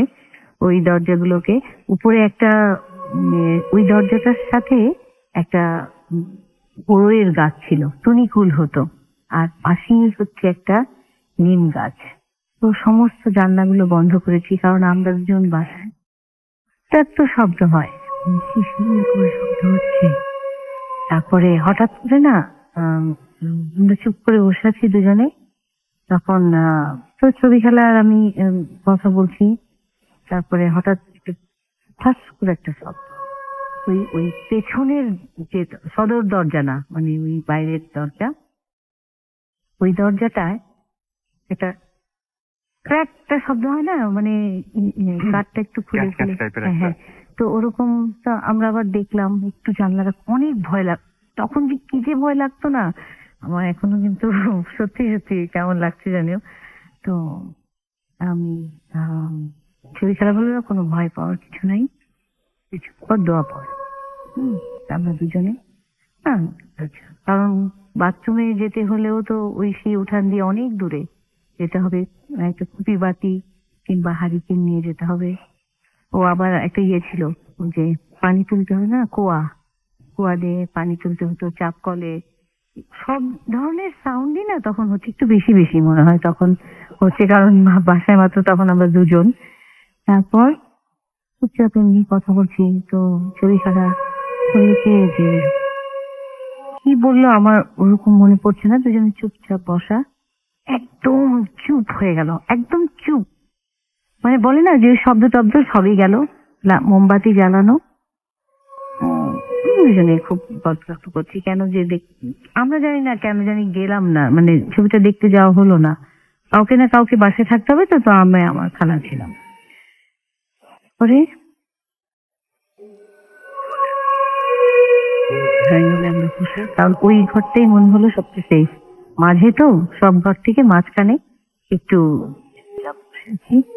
প্রথমে একটা না আমাদের ওই ড্রয়িং রুমের সাথে ছোট্ট একটা জানলা আছে, জানলাটা না হঠাৎ করে বাতাস এমন জোরে একটা শব্দ হলো, খুলে গেল, আবার আচ্ছা বন্ধ করলাম, ঠিক আছে বসেছি, আবার চুপ বসেন। তারপরে ছবি খেলা বললো কি আমি দেখে আসি তো ওইদিকে জানলাটা খোলা কিনা। তো আমার মামার ঘরে আর একটা room, in the meantime তিনটা টক টক ছবি খেলা বললো যে দেখ তো, আর কোনো কিন্তু শব্দ নেই। পরে বললাম যে আমি মোমবাতি নিয়ে, ভয় পাইস না, দরজা খুল। তারপরে আমার খালা কিন্তু পাশের ঘরে গেল, আমি আবার একটা, তারপরে আমি দরজাটা খুললাম। খোলার সাথে সাথে আমি যেটা দেখলাম, আমার নানার বাড়িতে তখন কাজ হচ্ছে, সামনে অনেক ইট বালু রাখা, ওখানটায় একটা পুরো একটা মানে রানী মানে একদম ব্রিটিশ যে ড্রেস পরা, মানে Oh my God, আমার নিজেরই গুজবাম্প হচ্ছে। হ্যাঁ একদম ব্ল্যাক একটা ড্রেস, লাল ঠোঁটটা একদম লাল টকটকা, একটা ছাতা হাতে, পুরা মুখটা আলোকিত, একটা সুন্দর, মানে আমি বলি টাইটানিকের যে নায়িকাটা, আমি ওকে দেখলে ফিল করতে পারি। রোজ। হ্যাঁ ঠিক ওরকম করে একটা মেয়ে দাঁড়িয়ে আছে, টুপি পরা, চুলগুলো এরকম, মানে একদম পুরা ওই রকম ড্রেস। আমি ওটা দেখার সাথে সাথে আমি তো চিৎকার, আমি এত আলো এত মানে আমি দরজাটা জাস্ট চিৎকার করে আমি পড়ে গেছি, আমার আমার কোনো সেন্স নাই। তারপরে ছবি খেলা তো আসলো, অনেকক্ষণ পরের কথা, অনেকক্ষণ না ঠিক তার মানে আমার যখন মানে আমি একটু চিৎকারটা থামালাম, ততক্ষণে আমার খালা এসে, কি হয়েছে, কি কি কি হলো? দরজা খুললাম, কারণ কারেন্টও ছিল না, খুলে দেখি কিছুই নাই, নাথিং ইজ দেয়ার, জাস্ট আমাকে আমার খালা, আমি তখন মানে I was shaking like anything, আমার আমার কেমন কাঁপছিল, আমি কি যে করছিলাম, আমি আমার খালাকে বলছি ওখানে কি, ওখানে দেখো, তুমি দেখো ওখানে কি, দেখ কিচ্ছু নাই, না কিচ্ছু নাই। সে দরজা খুলে আমরা মোমবাতি জ্বালিয়ে অনেকক্ষণ তাকিয়ে থাকলাম, আমি কাঁপতে কাঁপতে আমার আমার একদম অবস্থা খারাপ, এবং মানে আমার কোনো সেন্সে আমি তখন নাই আসলে। এবং এই ঘটনাটা ঠিক এই ঘটনাটা হওয়ার 5 মিনিট পরেই কিন্তু সবাই চলে আসলো। চলে আসলো বাসায়, কারণ তখন 12টা বেজে গেছে, 12:30 দিকের ঘটনা। এই ঘটনাটা আমি আসলে এখনো বুঝতে পারি না। না, আমার নিজেরই খুব অদ্ভুত লাগলো জিনিসটা। মানে আপনি সবচেয়ে বেশি অবাক লেগেছে যে আমরা ভয় পাই কেন। আমরা সাধারণত মানে যেটা এক্সপেক্ট করি না সেরকম কোনো কিছু যদি সামনে এসে উদয় হয় তাহলে আমরা ভয়টা পাই, কিন্তু এইটা আসলে কেউ কল্পনাও করবে না যে এইরকম কিছু একটা দেখবো। আমরা সাধারণত শুনি যে হ্যাঁ বড় লম্বা মানুষ বা এরকম কিছু একটা, বা দাড়িওয়ালা মানে যাই শুনি না কেন আমরা, কিন্তু এইরকম একটা এত সুন্দর, হ্যাঁ মানে বিশ্বাস করো, আমি আমি না এই এই এই ঘটনাটা মানে আমাদের বাড়িতে সবাই জানে, এটা আসলে রেডিও ফুর্তির মাধ্যমে আজকে সবাইকে বললাম। এসব বলি না কারণ কেউ বিশ্বাস করে না, এবং এটা বিশ্বাস করার মতো না। সেটাই আসলে মানে এটা এটা এটা এটা বিশ্বাস করার মতো না, এটা বলবো না আসলে, কিন্তু মানে ব্যাপারটা হচ্ছে কি যে ব্যাপারটা মানে বেশ ভয়, বেশ ভয়। ভয়ের ভয়ের চেয়েও বেশি কি জানো, যে যে ওই জায়গাটায় থাকে সে বোঝে যে ওই জায়গাটার আসলে বিষয়টা কি, মানে ওই এমন মুহূর্তটা, ওই মুহূর্তটা। এবং আমার খালাও তো দেখতে পাইনি, এবং আমি আর এরপরে আর কখনো কিছু দেখিনি। এবং আমি দিনাজপুরে এখন আমাদের বাড়িটা ভেঙে ফেলেছে, তো সেই জায়গাটা নেই, কিন্তু আমি ওখানে গেলেই ওই জায়গাটা দেখলেই আমি কিন্তু এখনো এই যে আমি এখনো কিন্তু দেখতে পাচ্ছি। হ্যাঁ স্বাভাবিক, খুবই স্বাভাবিক। এবং আমি আপনি যেরকম দেখছেন আমি নিজেও শুনতে শুনতে আমি একটা দেখতে পাচ্ছি, সেটা হয়তো আপনার সাথে মিলবে না, বাট আমি ফিল করতে পারছি পুরো জিনিসটা। আমি বলছিলাম যে আমার অদ্ভুত এই ব্যাপারটা। আমরা একটা ছোট্ট ব্রেক নিয়ে একটু নর্মাল হয়ে তারপরে আমরা আবার আপনার কাছে ফিরে আসবো। ওকে। একটা ছোট্ট ব্রেকে যাচ্ছে। আপনারা যারা আমাদের সাথে কমিউনিকেট করতে চান এসএমএস এর মাধ্যমে, আমরা জানি যে অনেকেই এসএমএস এর মাধ্যমে আমাদের সাথে চাচ্ছেন কমিউনিকেট করতে। তো যারা কমিউনিকেট করতে চান তাদেরকে বলি মোবাইলের মেসেজ আসলে গিয়ে টাইপ করুন ফুর্তি FORTI, ফুর্তি স্পেস দিয়ে আপনার নাম স্পেস দিয়ে আপনার মেসেজ অর্থাৎ 9840 নাম্বার। আজকে আমি জানি না যে সব এসএমএস গুলো বা কোনো এসএমএস পড়তে পারবো কিনা, বাট এই এসএমএস গুলো সযত্নে আমাদের কাছে সংরক্ষিত থাকবে, এটা আপনারা জানেন। এবং আপনারা যে কোনো মতামত, যে কোনো কিছু আপনারা আমাদের কাছে লিখে পাঠাতে পারেন। আর আমাদের ইমেল অ্যাড্রেসটি হচ্ছে bhutfm@radiofurti.fm, which is bhwtfm@radiofurti.fm। আমাদের সাথে আপনি অবশ্যই ফেসবুকেও কানেক্টেড থাকতে পারেন, www.facebook.com/radiofurti। আমরা চলে আসি একটা ছোট্ট ব্রেকে, ফিরে আসছি একটু পরে। স্টে টিউনড রেডিও ফুর্তি এন্ড ডোন্ট স্টপ দ্য ফুর্তি।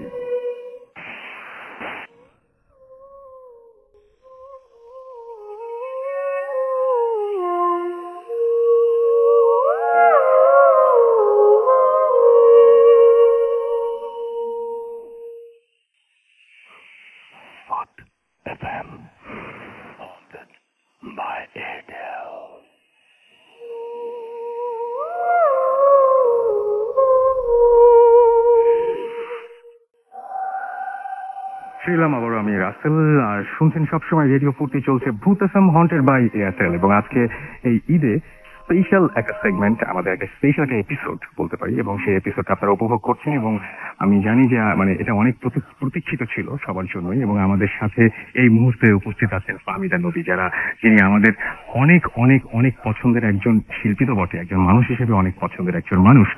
আমরা তার কাছে শুনছিলাম ভয়ের সব অভিজ্ঞতার কথা। এখন জানতে চাইবো যে এতে গেল ছোটবেলা এবং তারপরে খুব রিসেন্টলি আরেকটা কথা আমি সেটা একটু শুনি তাহলে আমরা। আমি জানি না যারা শুনছেন শ্রোতারা, আমি আসলে এমন কিছুই কখনো বলতে চাই না যেটার সাথে আমি অনুভবের জায়গাটায় মিশে যাই না। তো ওই যে সেই রাজকন্যাকে দেখেছিলাম, আমি জানি না সে কে ছিল, এখনো কিন্তু আমি তাকে দেখতে পাই, থাকেই আমার সাথে, মোটামুটি আমি ফিল করতে পারি যে কোনো জায়গায়। আমি না এই জিনিসটা আমার মানে মাঝে মাঝে মনে হচ্ছিল এরকম, যখন আপনি ঘটনাটা বলছেন, তারপরে এটা যেরকম ভয় পেয়েছেন এই দেশটা ওইখানে মানে থেকে যাওয়ার কথা, যে কোনো সময় নক শুনলে বা দরজা খুলতে গেলে হয়তো আরেকবার মনে পড়বে যে আমি তোমাকে বলতে পারি নকিংটা না কেমন ছিল। আমি বলি, আমি দেখে একটা ইয়েটা দেখতো, আমি শব্দটা আমি এখনো এই তারপরে একটা লাস্ট ছিল যেটা মানে এমন না, সেই ওই জায়গাটা, ওই যে ইটগুলো মানে একদম গোল করে রাখা তো উঁচু করে, ওইখানে এভাবে দাঁড়িয়ে আছে একটা ছাতা হাতে নিয়ে, রাতের বেলায় এত আলো যে পুরো তাকে দেখা যাচ্ছে। এই জিনিসটা মানে আমি এখনো অনুভব করি। তো যাই হোক, খুব রিসেন্টলি আমি আমার মেয়েকে নিয়ে এবং আমরা একটা ট্রিপ ভিয়েনাতে গিয়েছিলাম। তো ভিয়েনাতে গেলাম এই তো লাস্ট ইয়ার। তো তখন পাত্ররাও ছিল, আমরা একটা প্রোগ্রামে গিয়েছিলাম, তো আমার মেয়েও গিয়েছিল সাথে। তো আমরা যে বাড়িটাতে ছিলাম, তো ওনারা বললো কি যে এত বিজি, আপনারা এত শর্ট টাইমের জন্য এসছেন, এখানে তো অনেক বড় পাহাড়, 7টা রাউন্ড দিতে হয় একটা পাহাড়ে ওঠার জন্য, যেখান থেকে পুরো ভিয়েনা শহরটা অত অদ্ভুত দেখা যায়। তো রাতের ভিয়েনা আমরা চলেন দেখতে যাই। তার 2 ছেলে মেয়ে, তারা হাজবেন্ড ওয়াইফ, এবং আমি আমার মেয়ে ওনাদের একটা বড় একটা জিপ গাড়িতে উঠলাম। তো যাচ্ছি, গেলাম, তখন ঠিক রাত 2টা বাজে। 2টা বাজে আমরা যখন উঠছি, রাস্তায় একটা কোনো গাড়ি নেই, একদম চুপ। আর মানে বাইরের দেশে কিন্তু আমাদের দেশে যেমন মফস্বলে কিংবা গ্রামে যেমন ঝিঝি পোকার শব্দ শোনা যায়, একদম চুপ, কালো অন্ধকার। বাইরের দেশগুলোতে কিন্তু অতটা অন্ধকার না, কিন্তু এত নীরবতা, এত নীরব যে সেই নীরবতায় না মনেই হয় পেছন থেকে কেউ কি বলে বসলো কিনা, কি খবর, ভালো, এরকম মনে হয়। তো ঠিক যখন আমরা যাচ্ছি, আমরা উঠছি, মানে একটা রাউন্ড দিচ্ছি, তো তখন আমাদেরকে বললো যে আমরা কিন্তু একটা রাউন্ড, এখন একটা গোল রাউন্ডে যেতে থাকবো। আমরা কিন্তু 7টা পাহাড় উপরে উঠে যাব। ওখানে টাইমিংটা লাগে, ওই 7টা পাহাড় উঠতে টাইমিংটা প্রায় 1 ঘন্টার মতো লাগে, মানে খুব স্পিডে গেলে, কারণ খালি রাস্তা। তো উঠতে না কেমন যেন লাগে, মানে উঠছি উঠছি উঠছি পাহাড়ে উঠছি, ওঠা যায় না। এত বড় একটা জায়গায় উঠে গেছে যে পুরো ভিয়েনা শহর, আলোকিত একটা শহর দেখা যাবে, খুব সুন্দর। তো উঠলাম, উঠার পরে বড় একটা জায়গা, পুরো সিমেন্ট করা, স্টোনের একটা বড় হিউজ একটা জায়গা, যেখান থেকে সমস্ত যারা দেখতে আসে এই শহরটাকে অত উপর থেকে, তো সেখানে ওখানে গাড়ি টাড়ি রাখে, ওখানে মানে খাওয়া দাওয়া হয়, গান হয়, অনেক কিছু হয়। সেটা হয়তো বা সন্ধ্যা পর্যন্ত কিংবা রাত 10টা পর্যন্ত হয়। আমরা যখন গেছি, কারণ শো শেষ করে আমরা যখন গেছি তখন তো বাজে রাত 2টো। গেলাম, একটা গাড়ি ছিল, খুব ভয় লাগলো তখন, কিন্তু না একদম শিথিল করে উঠতে, হ্যাঁ ঝিমঝিম করে, মানে কেমন জানি লাগছে একটা, আর অনেক ঠান্ডা বাতাস। হ্যাঁ, খুব শো করে আমরা সবাই কিন্তু আসলে একটু মানে একটু হাইপার ছিলাম, গরম তো, আমরা শাল নিয়ে আর বের হই। তো এত ঠান্ডা, সেই সময় একটু একটু ঠান্ডা ছিল, বেশি ঠান্ডা না, বাট ওই সময় এরকম পাহাড়ে কিন্তু অত ঠান্ডা লাগারই কথা, অতটা ঠান্ডা লাগবে ভাবিনি। যাই হোক, আস্তে আস্তে বের হলাম। আমার মেয়ের আবার অনেক সাহস, আমি কেমন আনমোল, তুমি কেমন যেন না, মানে একটু গাটা ছমছম করছে না? না, ও খুব মজা, ও খুব দেখছে, আমি তো ছবি টবি তুলছি, মানে তারপরে হঠাৎ করে, মানে আমি তোমাকে বলি, পুরো জায়গাটা অনেক হিউজ একটা জায়গা, কিন্তু তারপর আস্তে আস্তে খুব আর্টিস্টিক, ভেরি আর্টিস্টিক। ভিয়েনা তো খুবই সুন্দর, মানে আমার খুব, মানে আমি যেহেতু খুব মানে আর্ট পছন্দ করি, আমার ট্র্যাডিশনাল বিষয়গুলো আমার ভালো লাগে। হ্যাঁ, তো হিস্ট্রি আমার খুব পছন্দ, তো হিস্টোরিক্যাল খুবই। তো একটা চিকন একটা রাস্তা, হ্যাঁ, ওই বড় স্পেসটা থেকে যেতেই একটা ওখানটায়, তো ওইখানে একটা বড় গাছ আছে, গাছের একটা মানে কোনো ডাল টাল মানে শুকনো, ওটাকে একটা বাকেট বানিয়ে গাছ রাখা, খুব আর্টিস্টিক। একটা পুরো কাঁচের একটা ঘর, ছোট্ট, সেখানে অনেক জিনিসপত্র রাখা, সাজানো। তো খুব মিস করলাম যে একটু সন্ধ্যার দিকে আসলেও অ্যাটলিস্ট কিছু সুন্দর জিনিস কিনতে পারতাম, সব বন্ধ হয়ে গেছে। তো আলো দিয়ে ওটা রাখা, তো খুবই আর্টিস্টিক। তারপরে একটা সুন্দর একটা ট্রেন, 100 বছরের পুরনো একটা ট্রেন আছে ওখানটায়, আর একটা খুব সুন্দর রেস্টুরেন্ট, ওপেন রেস্টুরেন্ট, তো ওটা বন্ধ হয়ে গেছে, এখন শুধু চেয়ার গুলো আছে। ওখান থেকে অনেক বাতাস, পুরো ভিয়েনা দেখা যাচ্ছে। তো আমি তো অনেক চিৎকার করলাম, অনেক গান করছি, হ্যাঁ, মানে আমার খুব ভালো লাগছে। মঞ্জু ভাই বলছে যে আমিরাপা এখানে কিন্তু মজাও আছে, কিন্তু একটু কেমন যেন তো আমি কি আর এমন। তারপরে হঠাৎ দেখি আমার মেয়ে আর ওনার 2 বাচ্চা নাই ওখানে। ওখানটায় কিন্তু একটা চার্চ আছে, চার্চটা বন্ধ, চারিদিক থেকে বন্ধ। আমরা কিন্তু ঘুরলাম। সো একটা রেস্টুরেন্ট, একটা চার্চ, একটা পিক আপ গাড়ি রাখা, তো পিক আপ আর কি আছে, লোকজন নাই। একটা মেয়েকে আমি একবার দেখেছিলাম, তো চলে গেল সামহাও। আমরা মাত্র এই কয়জনই, তার মানে ওনার 2 বাচ্চা, ওনার হাজবেন্ড ওয়াইফ, আমরা 2জন, 6 জন মানুষ। আমরা অন্ধকার আলোতে একটু ছবি তুলছি, হঠাৎ করে আম্মু একটু আসো তো এখানে, তুমি কি শুনতে পাচ্ছ কিছু? কে যেন চিৎকার করছে। আমি যে আনমল তুমি চলে আসো, এদিকে চলে আসো। হ্যাঁ, মানে আমি যেখানে ছবি তুলছি ওখান থেকে ঠিক 10 পা দূরে গির্জাটা। হ্যাঁ, তো ওই চার্চটার ওখানটায় একদম চারিদিকে বন্ধ, কিন্তু কোনো সাউন্ড আসার কথা না। তারপরে ওই 2 বাচ্চা, আন্টি আসেন, ওর মাকে ডাকছে, মা আসো দেখো সব দুটো। আমি গেলাম, আনমন, আমরা সত্যি ওখানটা একজন না চিৎকার করছে, আ আ এরকম করে চিৎকার হচ্ছে।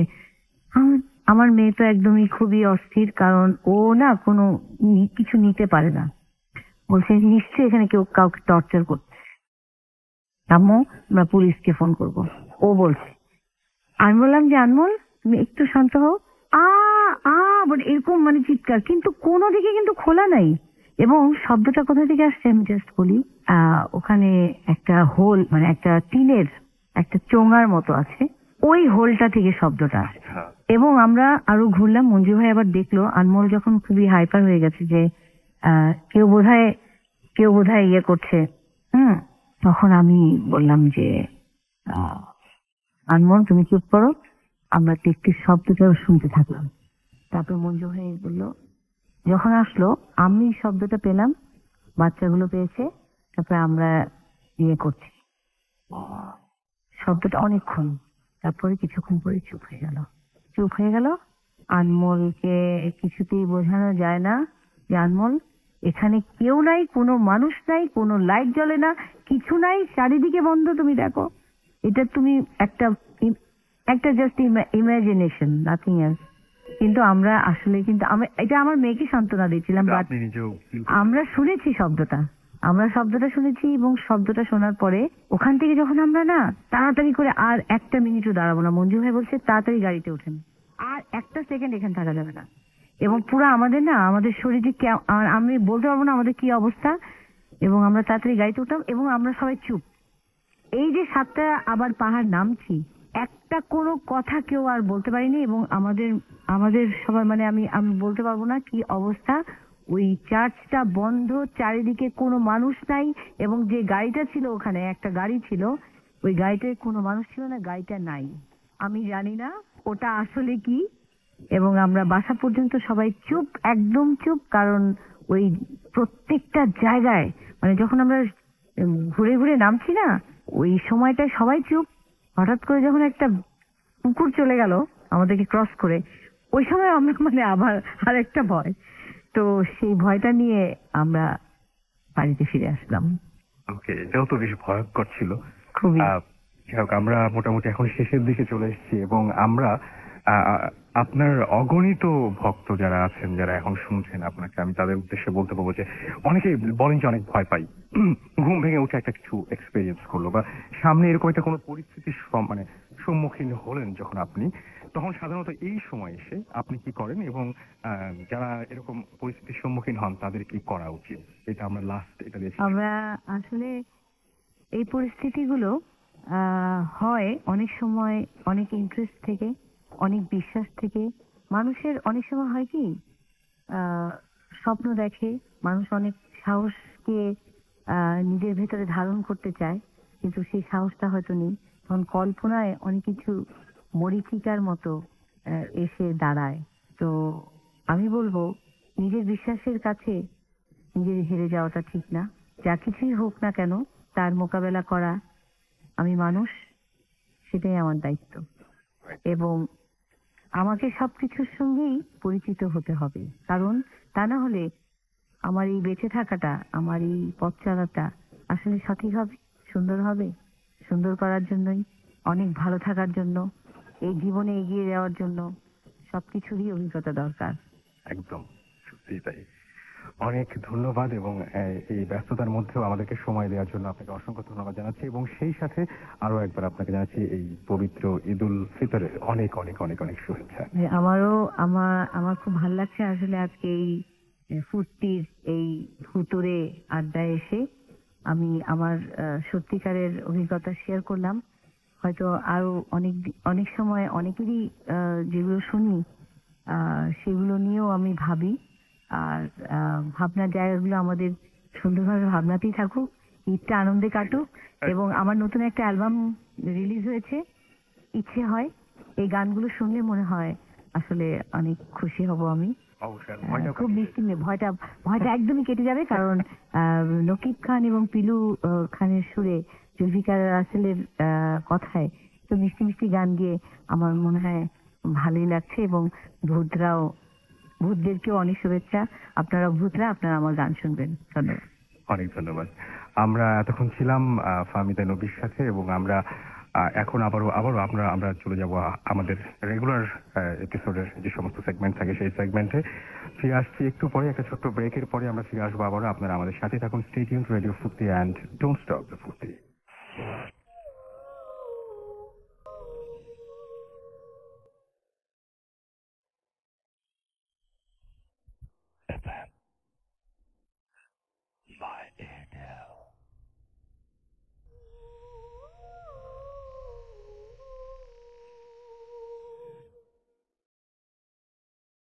শুনছেন সব সময়ের রেডিও ফুর্তি, চলছে ভূত এফএম হন্টেড বাই এয়ারটেল। আমি রাসেল আছি এবং আমার সাথে রয়েছে মাসুম, এবং আজকের অতিথিরা তো অনেক দারুণ দারুণ সব ঘটনা আপনাদের উপহার দিয়েছেন। এবং আমি যেটা বলেছিলাম এবং গত এপিসোডেও যেটা বলেছিলাম যে ঈদের এপিসোডটা আমরা স্পেশাল করতে চেয়েছি, আমরা চেয়েছি যে একদম অন্যরকম কিছু একটা আপনাদের উপহার দিতে।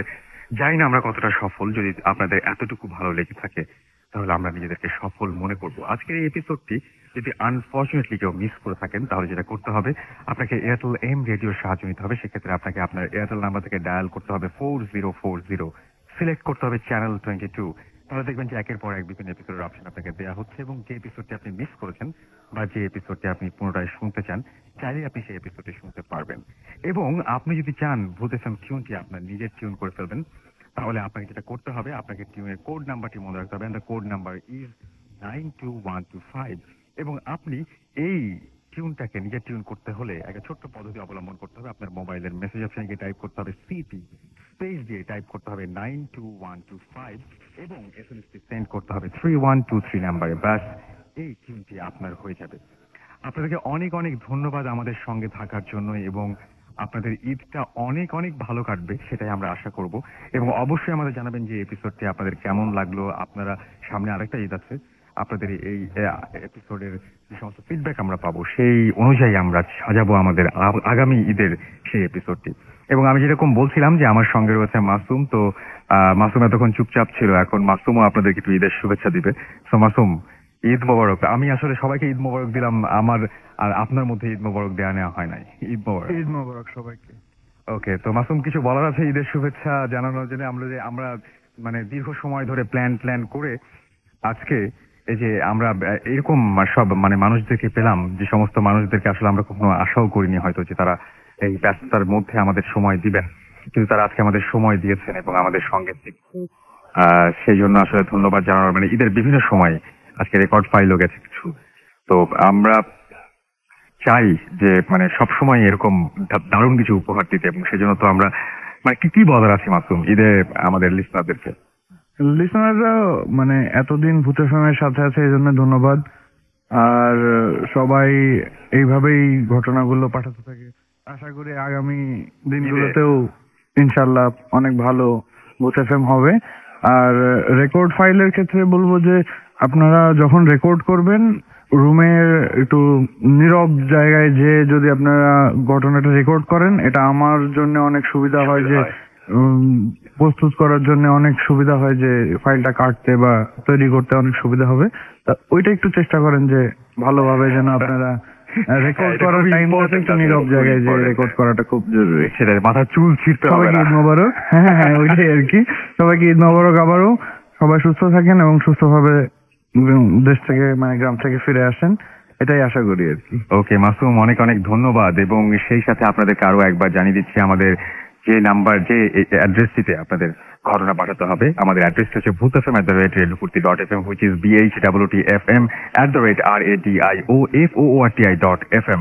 এবং এখানে আপনার নাম, ঠিকানা, ফোন নাম্বার সহ আপনার জীবনের জানা সেরা ঘটনাটি পাঠিয়ে দিন।